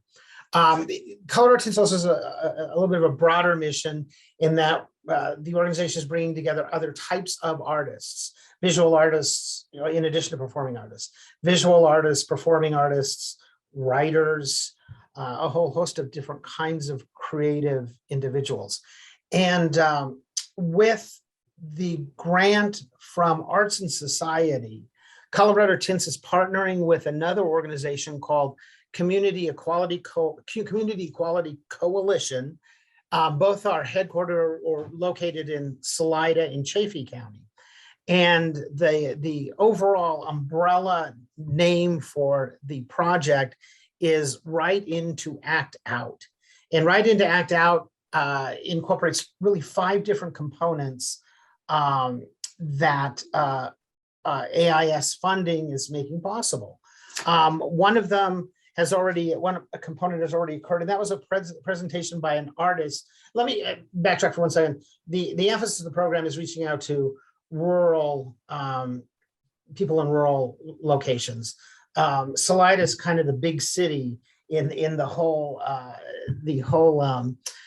effort. And Salida is in the big city. And one of the components of this project was bringing a local author in Salida who's written a book about policing in small communities, policing and issues involving law enforcement being an issue in this day and age. Upcoming, two components of the program are upcoming in March. One is a Kurdish cultural night, which will include local refugees in Chaffee County, sharing their stories with the community, with communities at large who are going to come together for the program. In March, there's also going to be a storytelling workshop for adults. And then coming up in June, a trans woman is going to be, who's born in Buena Vista and raised in a rural Colorado area, is going to share her life experience as a trans woman, including her transition experiences. One of the ongoing elements of the program the project is something called My Voice Matters, and that's a mentor program, which is pairing up artists of different types, creative people of different types, with young people in rural areas in Chaffee County. They'll be involved in workshops that include storytelling, poetry, theater, a whole gambit, whatever a particular young person has an interest in. There'll be a matchup with an appropriate mentor. That is the overview of the program itself. It's gotten off to a great start. It wouldn't be in existence without help from AIS, Colorado Creative Industries, and we're very, very, very, very grateful and happy. And the final thing I'd say is, Salida is kind of my second home. In the interest of full transparency, I'm actually in Denver at the moment, but I know one of the things that makes me proudest to be part of TINS is the outreach to rural communities, and particularly rural young people. Arts and education, arts and society, there's some gaps in rural areas by geography and definition. And thanks to arts and society and other folks here, I really do think it makes a huge difference. Thank you. I probably went over 3 minutes, and I apologize. No worries, Mike. Thank you so much. That was wonderful. Yeah. The presentations are the best part of this meeting, so I'm happy that we use this time. It's too good. Okay. But we are on our very last presentation, last but certainly not least. We have Elsewhere Studios, youth-led mural celebrating diversity. Do we have anyone from Paonia on the call? Yes. Hi. I'm Chelsea Van Boris. I am actually the interim executive director. I took over for Carolina a whopping 25 days ago. So bear with me. And also by our next meeting in June, we will have the official new executive director. So our project is actually a collaboration with 3 other local groups, with DC Cares, the Learning Council, and Arts for All. Our original pitch was bringing organizations that collectively focus on art, youth, health, and social justice. We will be organizing a youth-led mural around the community, celebrating diversity in all different forms. This project would help pay for some of these artists to lead Justice Center murals around Delta County, highlighting and celebrating inclusive topics. We will work with community members from these communities in order to design the art. So that was kind of our original pitch. And from there, we've had some very exciting new developments. The first is we have chosen our student-led artist, Sienna Reese, and she's actually on the call today. Hi. Yes. Sienna's fantastic. She's already done some murals, so she's going to be a great lead for us. We have also chosen our professional artist, and they are going to kind of facilitate and guide our student team. And we have narrowed down the theme of our mural, which is really exciting. It's going to be voices and stories of our local Latinx communities. We have released our open call for juniors and seniors. So besides Sienna, we're also going to have 4 other student artists, and all of these positions are going to be paid, which is really exciting. You know, not a lot of young people have an opportunity to put a paid artist job on their resume. So we opened up this call. We're going to hire 4 more students, and the deadline for that is March 15th. And we have been advertising that through social media. We've also contacted local high schools, counselors, and teachers. We've dispersed flyers, and we've also made an announcement on our local radio station. And we have had one interview so far of a local Latinx family-owned business, and we're trying to reach more to get more voices. We're also going to pay the people we interview, and if we do need one, we're going to pay a translator. And we're reaching out to the Migrant and Rural Coalition for that. So our next steps are, we do need to find a wall still. We need to narrow down the students that we're going to hire. We're going to continue to interview local community members. The students are going to complete their design, and we're also going to have 2 local artists teach specific classes to the students on how to paint murals. And then our estimated timeline is that this will be a full week in June, early June, that the actual painting will be happening. So I'm hoping by the 17th, we'll have some really excellent pictures for you all. And yeah, that's it. Thank you so much. You know, I'm just jumping into this, and I am kind of actually happy I was last to see all these presentations. I'm really impressed with everyone.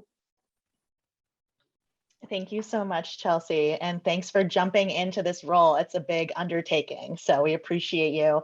And you are in a good community of folks to help and encourage you. So awesome. Okay, so what we're gonna do, I'm gonna stop sharing my screen so I can see people better. Yes, oh, look at all these beautiful faces. So this is my proposal, and you can just like nod or shake. I'm thinking that instead of a 15-minute, we'll do a 10-minute break, and we will come back at 11:55, and then we'll jump into marketing and then evaluation. Does that sound good? Nods, nods. Nods, thumbs up, awesome. All right, so go stretch, pet your cats, dogs, breathe some fresh air, and we'll see you at 55. We are at 11:55, and we do have a lot to go over in a very short amount of time. And I want to respect your time. We will be done at 1 on the dot. So with that said, we'll let folks kind of filter in. Feel free to keep your camera off if that's more comfortable for you, whatever feels good. This is information time. So get ready to absorb, throw your questions in the chat. We will kind of have questions coming and answering them as we're going. We'll keep it as conversational as possible. So without further ado, I'm going to pass it over to Patty McChrystal, who is our new communications manager. Patty is really taking Redline and as well Arts and Society to just new levels of marketing and communications potential. So take it away, Patty. Great, thanks, Gladys. First of all, I just want to say congratulations to everybody, all of these fantastic AIS grantees. It's been really cool for me to see all these projects and get familiar with all the different artists and just kind of how big the network here is at Redline beyond just our typical artist residency. So thank you all for those presentations. They were super, super cool. Great. So yeah, just a few things on marketing. You know, as Lada said, I'm working on really kind of expanding our marketing efforts, and that includes all AIS grantees. And so one of the main things that I'm getting off the ground is an ongoing blog that's really a highlight of AIS grantees and all of your amazing projects. So one of those, and Ladis, I don't know if it'll be too much of a pain, but if you click on that example link, just quickly, I would love to show you all the first one that we've got going. So this is a highlight of Hellenius and his project that he just showed us today. And so we kind of have a little bit of an introduction. We have an about the artist. And then really, basically, I sent over questions to Hellenius to type out his responses. And this amazing piece of content is what came out of that. So really, it's just letting everybody on our email list or organic socialist at Redline understand who you are, what you're working on, and really how your AIS grant is coming into fruition. And so I think that's just a great way for us to just share your projects with the greater community, and for you to obviously, get more, just more eyes on everything that you're doing. So I'll be following up after this to, reach out to any interested folks who would like to create this type of blog. And again, I'll edit it, I'll polish it, I'll get your images up and ready to go, take care of the intro and outro and all that good stuff. But really, it'll just be, I'll send over the questions and then you can type out your answers and we'll get it published and shared with our list and our social audiences and all that good stuff. So thanks for sharing that, Lotus. But yes, I would love to do at least one a month. So if any folks are interested, we can get a list going. And then next, it looks like we're on the break slide. There we go. Back one. Oh, looks like we're back one more slide, please. There we go. The Arts and Society newsletter. So this is to be revamped this March. So this again will be a newsletter that highlights various grantees. It's sent to anyone that signs up along with our funders. So really, Lattice and I spoke about this yesterday, and ultimately what this will look like is we will have kind of an internal communication newsletter that's, Lattice communicating with all of you folks about things like deadlines, upcoming requirements and things of that nature. But we will also have a section in our ongoing newsletter to our general Redline audience. So that includes everybody from artists to donors, members, general community members. And there will be a section in that newsletter at least once a month that highlights, things like these awesome blogs that are coming out and other projects, events, et cetera. So you can look forward to that as well. And then social media. So we do have a specific social media account, which I'm sure you're all aware of, a specific Instagram account, I should say, for AIS. And so if you would like to be featured on that, I know Ava, who is kind of our AIS, I guess you would say intern, who's helping to run that specific Instagram account. She's been doing a great job at seeking out that content, but you can make her job much easier by sending her that content. So if you've got things like events coming up, exhibition openings, what have you, please be sure to send her that information. And that's artsandsocietyco@gmail.com. And then we can make sure that that's getting highlighted on that social account. So I think we just have one more slide here. Yes. So finally, I'm working with a video producer here at Redline to create essentially mini docs. And Lotus, I might need to clarify this with you because I know that we've talked about basically creating similar to the content blogs, the long form content blogs, basically short video blogs where you can just speak about your project, your community, your mission and vision, that kind of thing. But Lotus, are these in any way different, or how do these integrate with this mini doc here? It's all connected. It's all the same thing. I mean, essentially, we have this awesome partnership with Kim Shively, who is a local filmmaker, and she will be working with you and Patty to create these little, video content, mini docs, however you want to call them, to feature your work. Awesome. Yeah. And so, ideally we'll be coordinating a date in which folks can come into Redline to film some of these, but I also understand many folks are in rural areas, spread out across the state. So we've got a little bit more, discussions to have in that regard in how to do that piece. But, also so many folks at home, I mean, your smartphone, your iPhone, like our technology is really great this day and age. So if you'd be interested, I mean, you can also just set up, your iPhone, your laptop in your own home and record videos in that way. If, coming out to Redline is it's too far inconvenient. So more discussion there, but that's another thing that I'll be reaching out to folks about who are interested. So before I pass the mic back to Lattice, any questions questions about these pieces, so blogs, social, video, just let me know. Feel free to just unmute and speak up, or you can throw something in the chat for me, whatever works. It looks like I have a few direct messages here. Great. Okay, well, that's it for me. I believe, Lattice, if you want to go to the next slide, and I think the next section is all about requirements, evaluation. Yes, there we all go. that good stuff. Thank you so much, Patty. Yes, so we're so grateful to Patty and her expertise. And, you know, such a big part of this program for us is promoting and sharing your projects with the world, helping you get the word out. We know as artists, as arts administrators, activists, that when you're doing the work, like you're doing the work, that takes so much energy, so much time, that it can be hard to kind of manage that other side of things. So we want to help and support that. And we're so lucky to have Patty at the helm.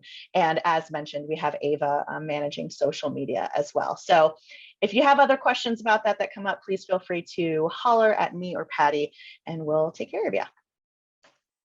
Okay.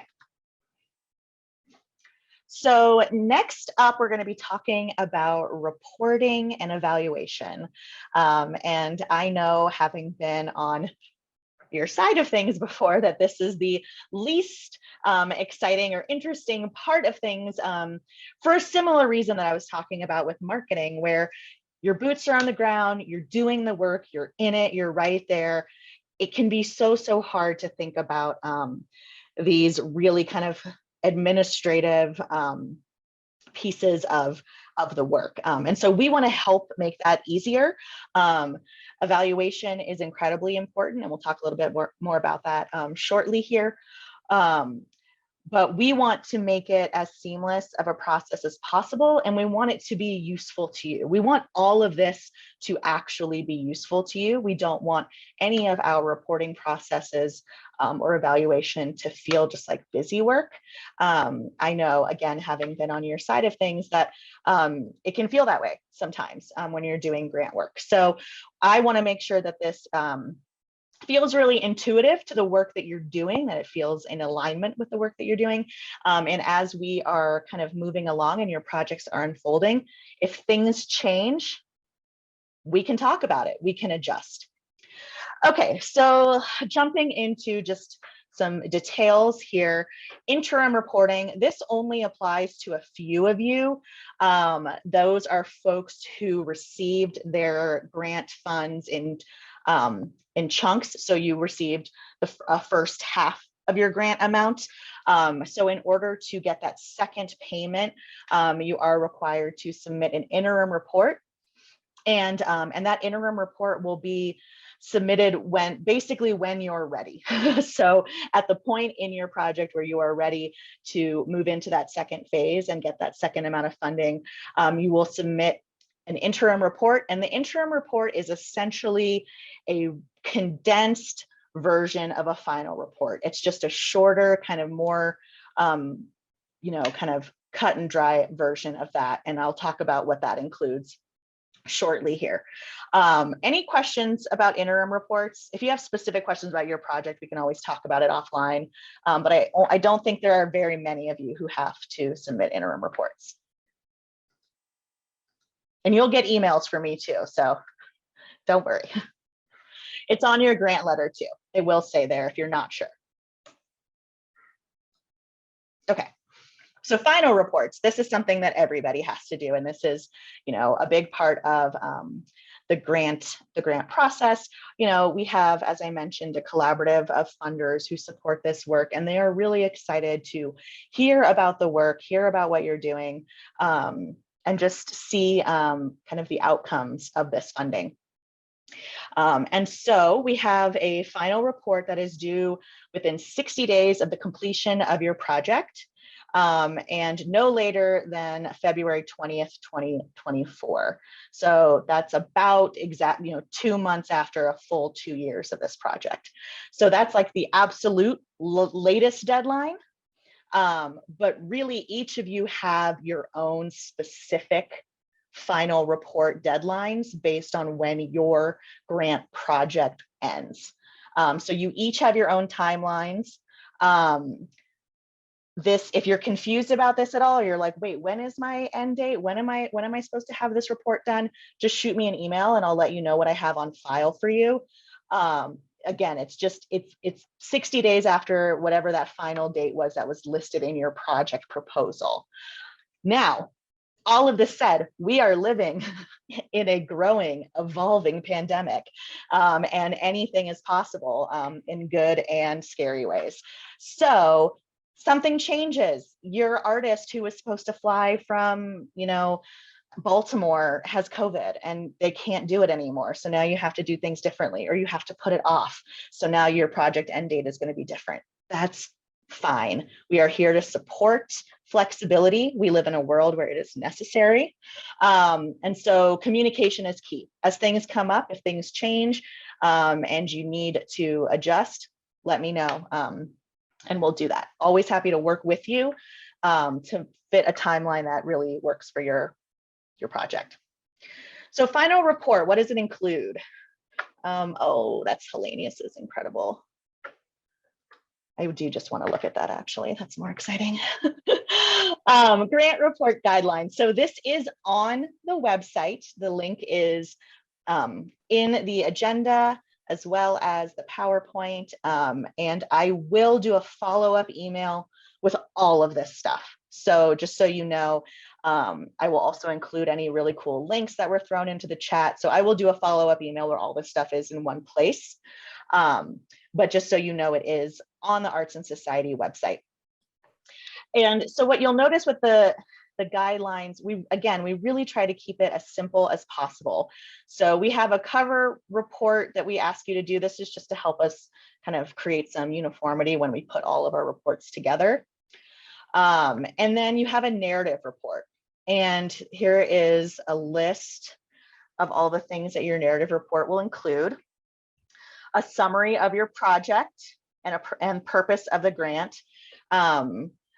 No more than 250 words. And, we know that this might have changed. So that might be a good place to talk about that if your project changed all from your original plan. List of your project activities, progress made, and again, changes that were made, and then any progress that was made.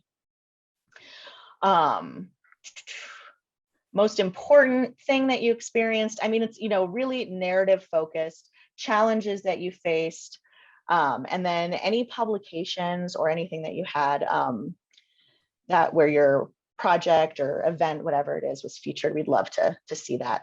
We also, let's see here. Oh yeah, it just keeps going. A narrative explanation of any significant variances. We talked about that a little bit already. Just anything that has changed, because it's going to happen. I mean, and this was in the reporting plan before the pandemic. So we've always kind of expected things to shift, and then now more than ever, we're prepared for that. And then we'd love to know, and I think I actually even heard a little bit of this already on the call. Did this funding from Arts and Society help leverage any other support? We'd love to hear about that. And then we have the survey evaluation, which I'll go into more detail about that shortly. And then we have a financial report, and there is a template that you can use. You don't have to use our template. Like, you might have a better way of sharing your finances, but this just helps us to see, where the money went, how it unfolded. And it's also a great place to show where, if things changed again, and you had to shift. Okay, let me go back to my PowerPoint. All right, so these are just all the things that I just listed that you'll include: the financial report template, the narrative, program reach and demographics. I'll talk about that a little bit more in a second, but that's essentially your program by the numbers. How many people did you interact with? Where was it? Who was it? And then your survey results, which we'll talk about.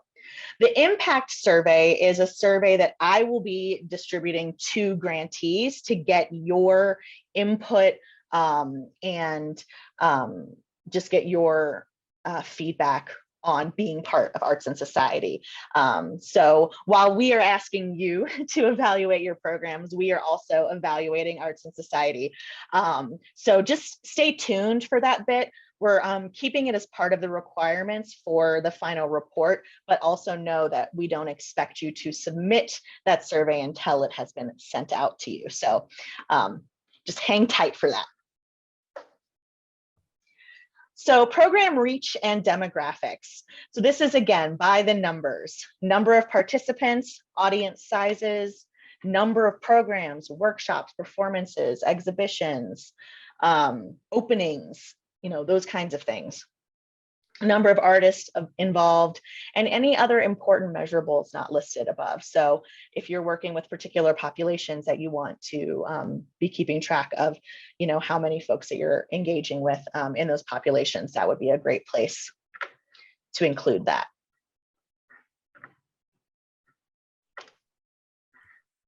Okay. Let me just. So back to the cat issue. You can't see her, but I have a cat literally like pushing against the laptop while I'm trying to present. So if I look distracted, that's why she thinks this is about her. I mean, what isn't, right?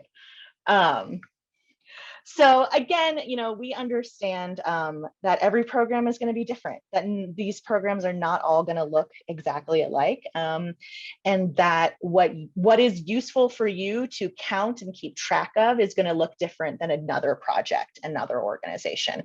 So we really want you to be the leaders of your process here, and we don't want to be dictating to you what is and isn't important. Courtney, I'm glad to see I'm not the only one with a cat in the room. Okay, so I'm going to start talking about surveys and evaluation, and this is where you are evaluating your programs and talking to surveying your constituents, audiences, participants, artists, etc. Before I jump into that, because evaluation is meaty, do we have other questions? Any questions about any of this? Let's see, there's something happening in the chat. Okay. Oh, Danielle, I see your message about the interim report. So that's a great question. Danielle asked if there's a template for the interim report. The interim report template is basically the final report template, but just a much shorter, kind of quicker version of it. So you don't have to have your surveys done yet. We don't expect you to have surveys in your interim report, but it's just a narrative report of where things have gone and where you're going. And then any financial updates. And I'll send an email to everyone who does need an interim report so we can talk about those interim reports offline as well if you have more specific questions. Any other questions before I move on? Okay. No, me. All right. Okay, so evaluation. When we do projects, when we are engaging with communities and we have funding from various sources and want to continue to be able to do these programs and support this work, you want to evaluate it. You want to make sure that what you're doing is working, right? You want to make sure that if you're setting out to create more opportunities for youth to have job readiness skills, how do you know that you're doing that, right? And that's just an example. But it's again really, I know it's really challenging when you're doing this kind of work, that you're in it, you're doing it. That to have to kind of step back and evaluate can feel almost like a distraction, but it's a really, really important part of the process, and we want to help you do that. So When we first began Arts and Society was founded in 2017. We partnered with Dr. Michael Seaman at UCD to develop an evaluation toolkit that you all can use to create surveys. So the idea behind this toolkit is that rather than having to start from scratch and create surveys for your communities, you have a toolkit that you can build from. And you can pick and choose what works for you. It's not prescriptive. It's really about just providing you some options that you can use to create your surveys. Oh, thank you, Daisy. Daisy says the toolkit is awesome and so appreciated. Thank you. I'm glad to hear that.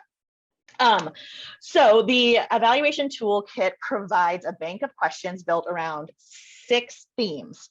So those themes are community development, aesthetic effect, awareness and action, capacity building, holistic economics, and overall satisfaction. And so these different themes are all pulled from the aesthetic framework in Animating Democracy, which I'll talk a little bit more about in a second here.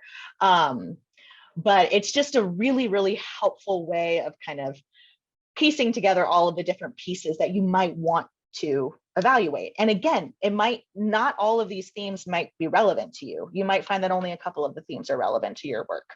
That's up to you to decide.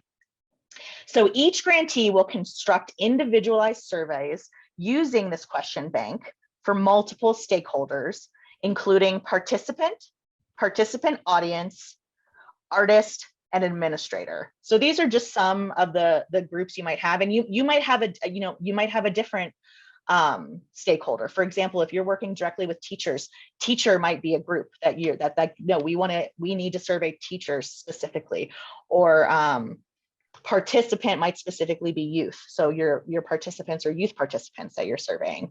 But generally we find that Arts and Society grantees are going to have stakeholders that fit somewhere within these four groups: participant, audience, artist, and administrator. So when you're putting together your surveys and using the toolkit, there is one question that we do ask that everybody use, and it is a question that you can and will adapt to best fit your work and your project.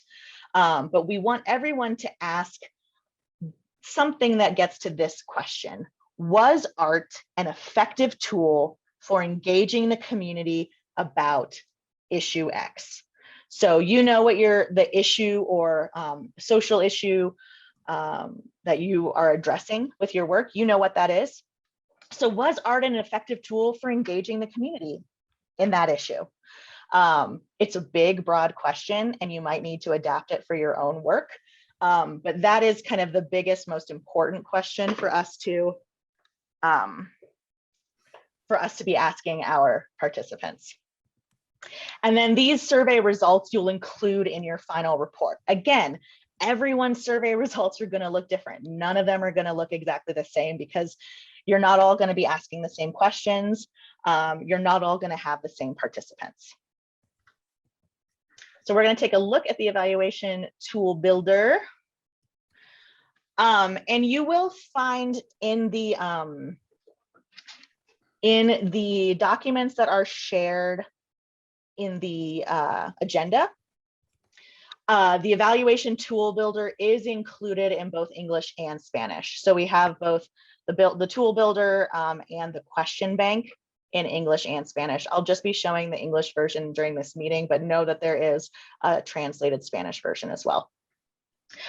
So the tool builder here gives you a really good kind of background of where this came from, a breakdown of each of the themes, kind of how they're defined, instructions for how to pick your questions. And again, look through this bank of questions, and here I'll just pull that up next so you know what I'm actually talking about. So you'll see here, and it's like, whoa, what? This is a lot. But once you start kind of going through it, you realize there's a lot of overlap between these different themes, and it's really just about fine tuning and finding what is valuable and relevant to your work. So let's see. was hoping I could, there we go. Just wanna zoom in a little bit because that's so tiny. Okay, there we go. So you'll notice, you know, we have a group of questions for each of our different groups in each theme. So it's meaty. There's a lot here. So let's just look at an example. So we're looking at the theme of community development. You've got questions for all of everyone who's engaged in the work, questions for your participants, questions for your artists, and questions for your administrators. So an example of a question in this theme that you might ask the administrators who worked on your project, you would ask, did participating in this project or event give you the opportunity to talk with community leaders?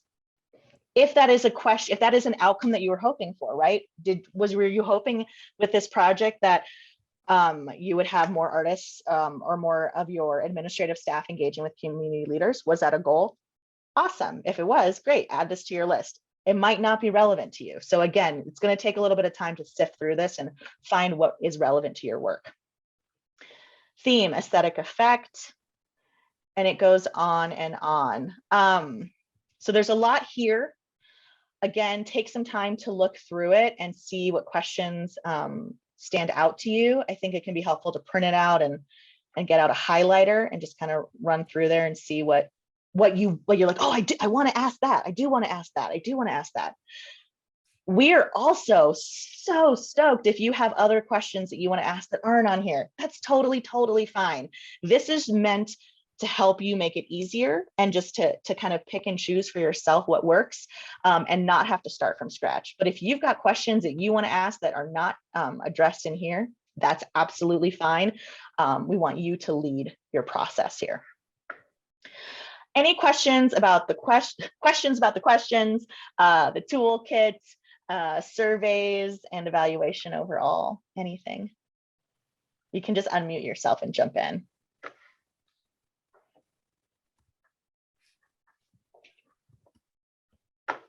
All right, we've got some confident evaluators in the room. I'm excited.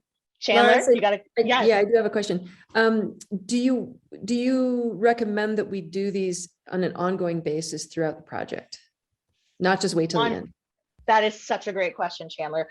Again, it's going to be up to you. So you might find, for example, let's say that your project involves a week-long summer camp with middle school youth doing theater in Salida. We're just going to go with that. And so you've got a week that you know that you want to really capture what's happening and what's been experienced in that week with those kids. So in that case, you might want to do pre-survey. So you might want to interview them, ask them some questions ahead of time to get a sense of what they're coming in with. And then you might want to interview them, ask them some questions during the time that you're engaging with them, and then afterwards. Kind of pre, during, and post surveys are a pretty standard approach, but that's if you have, I mean, that makes sense if you've got like this 1 week long thing. If you have an ongoing project that's kind of continuing over a long period of time, you might want to approach it a little bit differently. So I'm happy to have conversations with each of you about how you want to approach this if you're not quite sure. And I will also share with you all almost exactly a year ago, for the last cohort of grantees, I held an evaluation workshop. So it was all about just like piecing through how to do exactly this. It's about an hour long, and we really don't have the time today to go in super detail about survey creation, but I will share the link to the video of that workshop to you all if you want to take some time to review that, because I do find it really helpful in putting surveys together, especially if you've never done it before. I think it can be really intimidating. So I don't know if that answered your question, Chandler. It did. Thank you very much. Great, thank you. Other questions before we move on? Okay.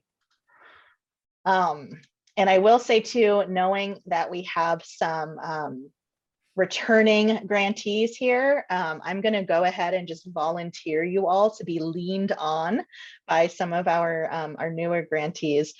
Those of you who have gone through this process before, we really do appreciate any insight and experience that you have and want to share, because you've done it. So just some considerations, things to think about as you're approaching your evaluation. Most arts and society projects will need to construct evaluation for those 4 groups. You might not have all 4 groups, and you might need to change what those groups are. So just know that those 4 groups are there to kind of give you a framework, but super ready for you all to adjust as you need. And then we do have that question everyone needs to include. So we're just kind of repeating that there. And then this is an important thing to consider: the investment and attention span of the group completing the survey. So for example, I gave you this kind of example of a middle school theater summer camp. You're gonna probably want to survey those youth, those middle schoolers, in a different way than you survey your administrators. The administrator who is planning and doing the budget for the summer camp might be really down and quick to fill out a SurveyMonkey survey that you send over email. But that middle schooler, I don't know if they ever check their email. Do they have email? I don't know. So you might want to approach it differently. I have found in the past, particularly working with youth, that just a survey via conversation can be really good. So, you sit down across the table, and you've got a clipboard and you're just asking them the questions. It doesn't feel as much like a kind of heavy duty survey interview. It's more of a conversation. That's just, that's my advice and my experience. So as you're thinking about who those people you are that you want to survey, think about the best ways to survey them. And that's that last point as well. So again, a longer survey on SurveyMonkey might be better for a teacher, or well, maybe not a teacher, someone who's got time and wants to do that kind of super focused attention, as well as yeah. I just saw your comment, Ken. Sorry, I'm reading and talking at the same time. I don't know why I do this to myself. Will the contact list for this group also indicate new and returning grantees? That's a great idea, Ken. Yes, I actually wasn't planning on that, but I think that's a really good idea. So I'll go ahead and add that to that contact list so you all can see who has gone through this process before and who else is new. All right, so this might seem obvious, but again, I know from having been deep in it that sometimes evaluation is just literally the last thing that I want to do, because I just want to make the work, do the work. But evaluation is incredibly important. It is important to inform the development of your program, learn from what your partners and participants have experienced. And this is why those short surveys can be really helpful, short, informal throughout. To really get a sense of that experience, to get a clear picture of the impact that your program had on participants, and to learn where those impacts that you intended occurred and where they didn't, right? Maybe you were all of our kids by the end of this, and I keep going to youth programs because that's my background, but let's say at the end of this program, every student is going to play the flute. And then you get to the end and, they can't all play the flute, and that's okay. Things happen. Maybe we needed to adjust our goals, but things change. So that's something that sometimes you aren't necessarily aware of those nuances until you talk to people, right? Until you ask these questions. And then last, but certainly not least, gathering this data and putting it together in a way that that tells a story is really, really helpful to continue getting funding for these projects. And it is always our hope that, that you are continuing to get funded, whether through Arts and Society or other modes. We want you to keep doing what you're passionate about and what you're good at. Okay, so just in the essence of time, I'm going to kind of, I'm going to rush through a little bit of this just because I want to make sure we have time for questions and next steps. But essentially, Arts and Society, when Arts and Society was founded in 2017, the program was really, really informed by animating democracy and this formulation of this continuum of impact. And so this is what informs the evaluation toolkit that that we're working from. And so I have links to the documents here. I mean, it's like, it's heady, it's meaty for those of you who like love to nerd out on like arts and impact and change. I mean, which is probably most of you. It's a really, really good read. So that's a full document there. It's really long, but it's solid stuff. Okay, and then back to surveys, just real quick. And this kind of goes back to that terrible example of all of your kids learning the flute. You know, really knowing what it is that you are trying to achieve is just essential, right? You need to, how can you evaluate anything if you don't know what you're evaluating? So that first step is really to think about what your intended outcomes are, what are your goals, what are the indicators that will help you measure success, and be really specific and realistic, you know? So again, like maybe having a goal that every kid is going to play the flute at the end of this isn't the best goal. Maybe that's not super realistic, but maybe, you know, having all the kids feel comfortable and confident holding an instrument by the end of the time, that feels like a reasonable goal. So that's just an example. And I see your comment, Daisy. I will follow up with this meeting with an email with all the links to everything, because there's so many things. And again, related to continuum of impact and animating democracy, the animating democracy's aesthetic perspective. And then again, these are the aesthetic attributes that help kind of form this evaluation process that we have developed.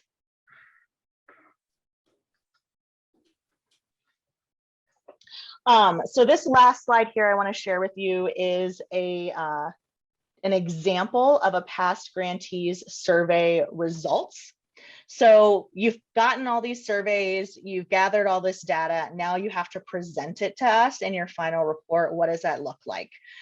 So this is an example of Family Theater Company. They were a 2019 grantee. And what you'll see here is what they did is they put together, they shared the folks that they worked with. So you can see here actors and stage managers. That's one of those groups that they were surveying. How many surveys were sent, how many were complete. You can see there's a gap there, right? Not everyone's going to do the survey, depending on how you're doing it and the people you're surveying. And then they went ahead and listed questions as well as the percentage of responses for each of the options that they had. So this was a survey that was sent out digitally. And this is a really good example of how they put it together. And we have their full survey report is in that agenda document as well. It's also linked there and will also be part of my like massive link email that I send after this meeting.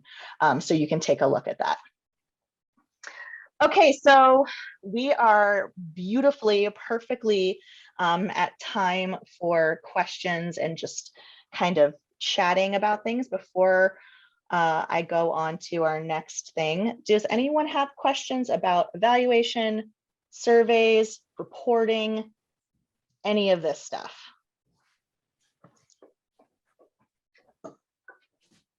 Can you repeat when it would be, when the interim report would be submitted? I was just looking at materials and didn't see it.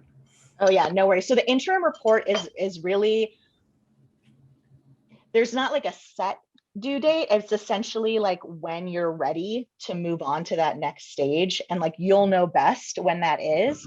And so you and I can talk and set what that date is if it's helpful. Like let me put it this way. I try to be relatively fluid because I know that the world is such, and so I want to be I want to be fluid and flexible for all of you. But if like having a hard date is super helpful for you, then let's get a date on the calendar and set that for you. Does that sound good? Absolutely. Thanks. Other questions? All right, awesome. Everyone's ready for lunch, I bet. All right, so we are almost done. I really, really appreciate all your time and energy. So what we're going to be doing next is I am going to have you all complete this survey. Speaking of surveys, and this is really just, it's more just a form for me to get your contact information. And I mean, I have everyone's contact information, right? But I've also noticed through the kind of email back and forth that, you know, the person who submitted the application isn't necessarily the person who's leading the project. You might have a new person on board who's helping you lead the project. And so we want to make sure that we have the accurate information for you. And we also want to make sure that we are sharing the information that you want shared. So what I'm going to do is I'm putting this in the chat right here. It's a Google form for you to complete. Should be super, super quick. Just your name, project lead email, project lead name, any additional project people, social media, website, all that. And then as Ken mentioned, I will go ahead and add into that spreadsheet returning or new AIS grantee. And then I will share that out with everyone so that you all have each other's contact. You can go follow everyone on social media and support each other's work. And then I do have some homework for you for our next meeting. And that is, you know, the real, I mean, this program is wonderful for a lot of reasons. First and foremost, we're funding awesome projects and programs, and the funding is great. But I really, really do believe that the networking and community that grows out of this program is like the real magic of arts and society. And so what I would like is for all of you to spend some time after this meeting, just kind of reflecting on all of the projects that you learned about, and decide or identify 2 to 3 fellow grantees that you want to reach out to and connect with. They can be folks whose projects you're just interested in. Maybe it's someone who's close to you geographically and you're like, oh, you're also in this part of the state. Or someone who like their work really aligns with what you're doing and you see some partnership opportunity. Or it could be just like, oh, that person seems cool. I want to get to know them.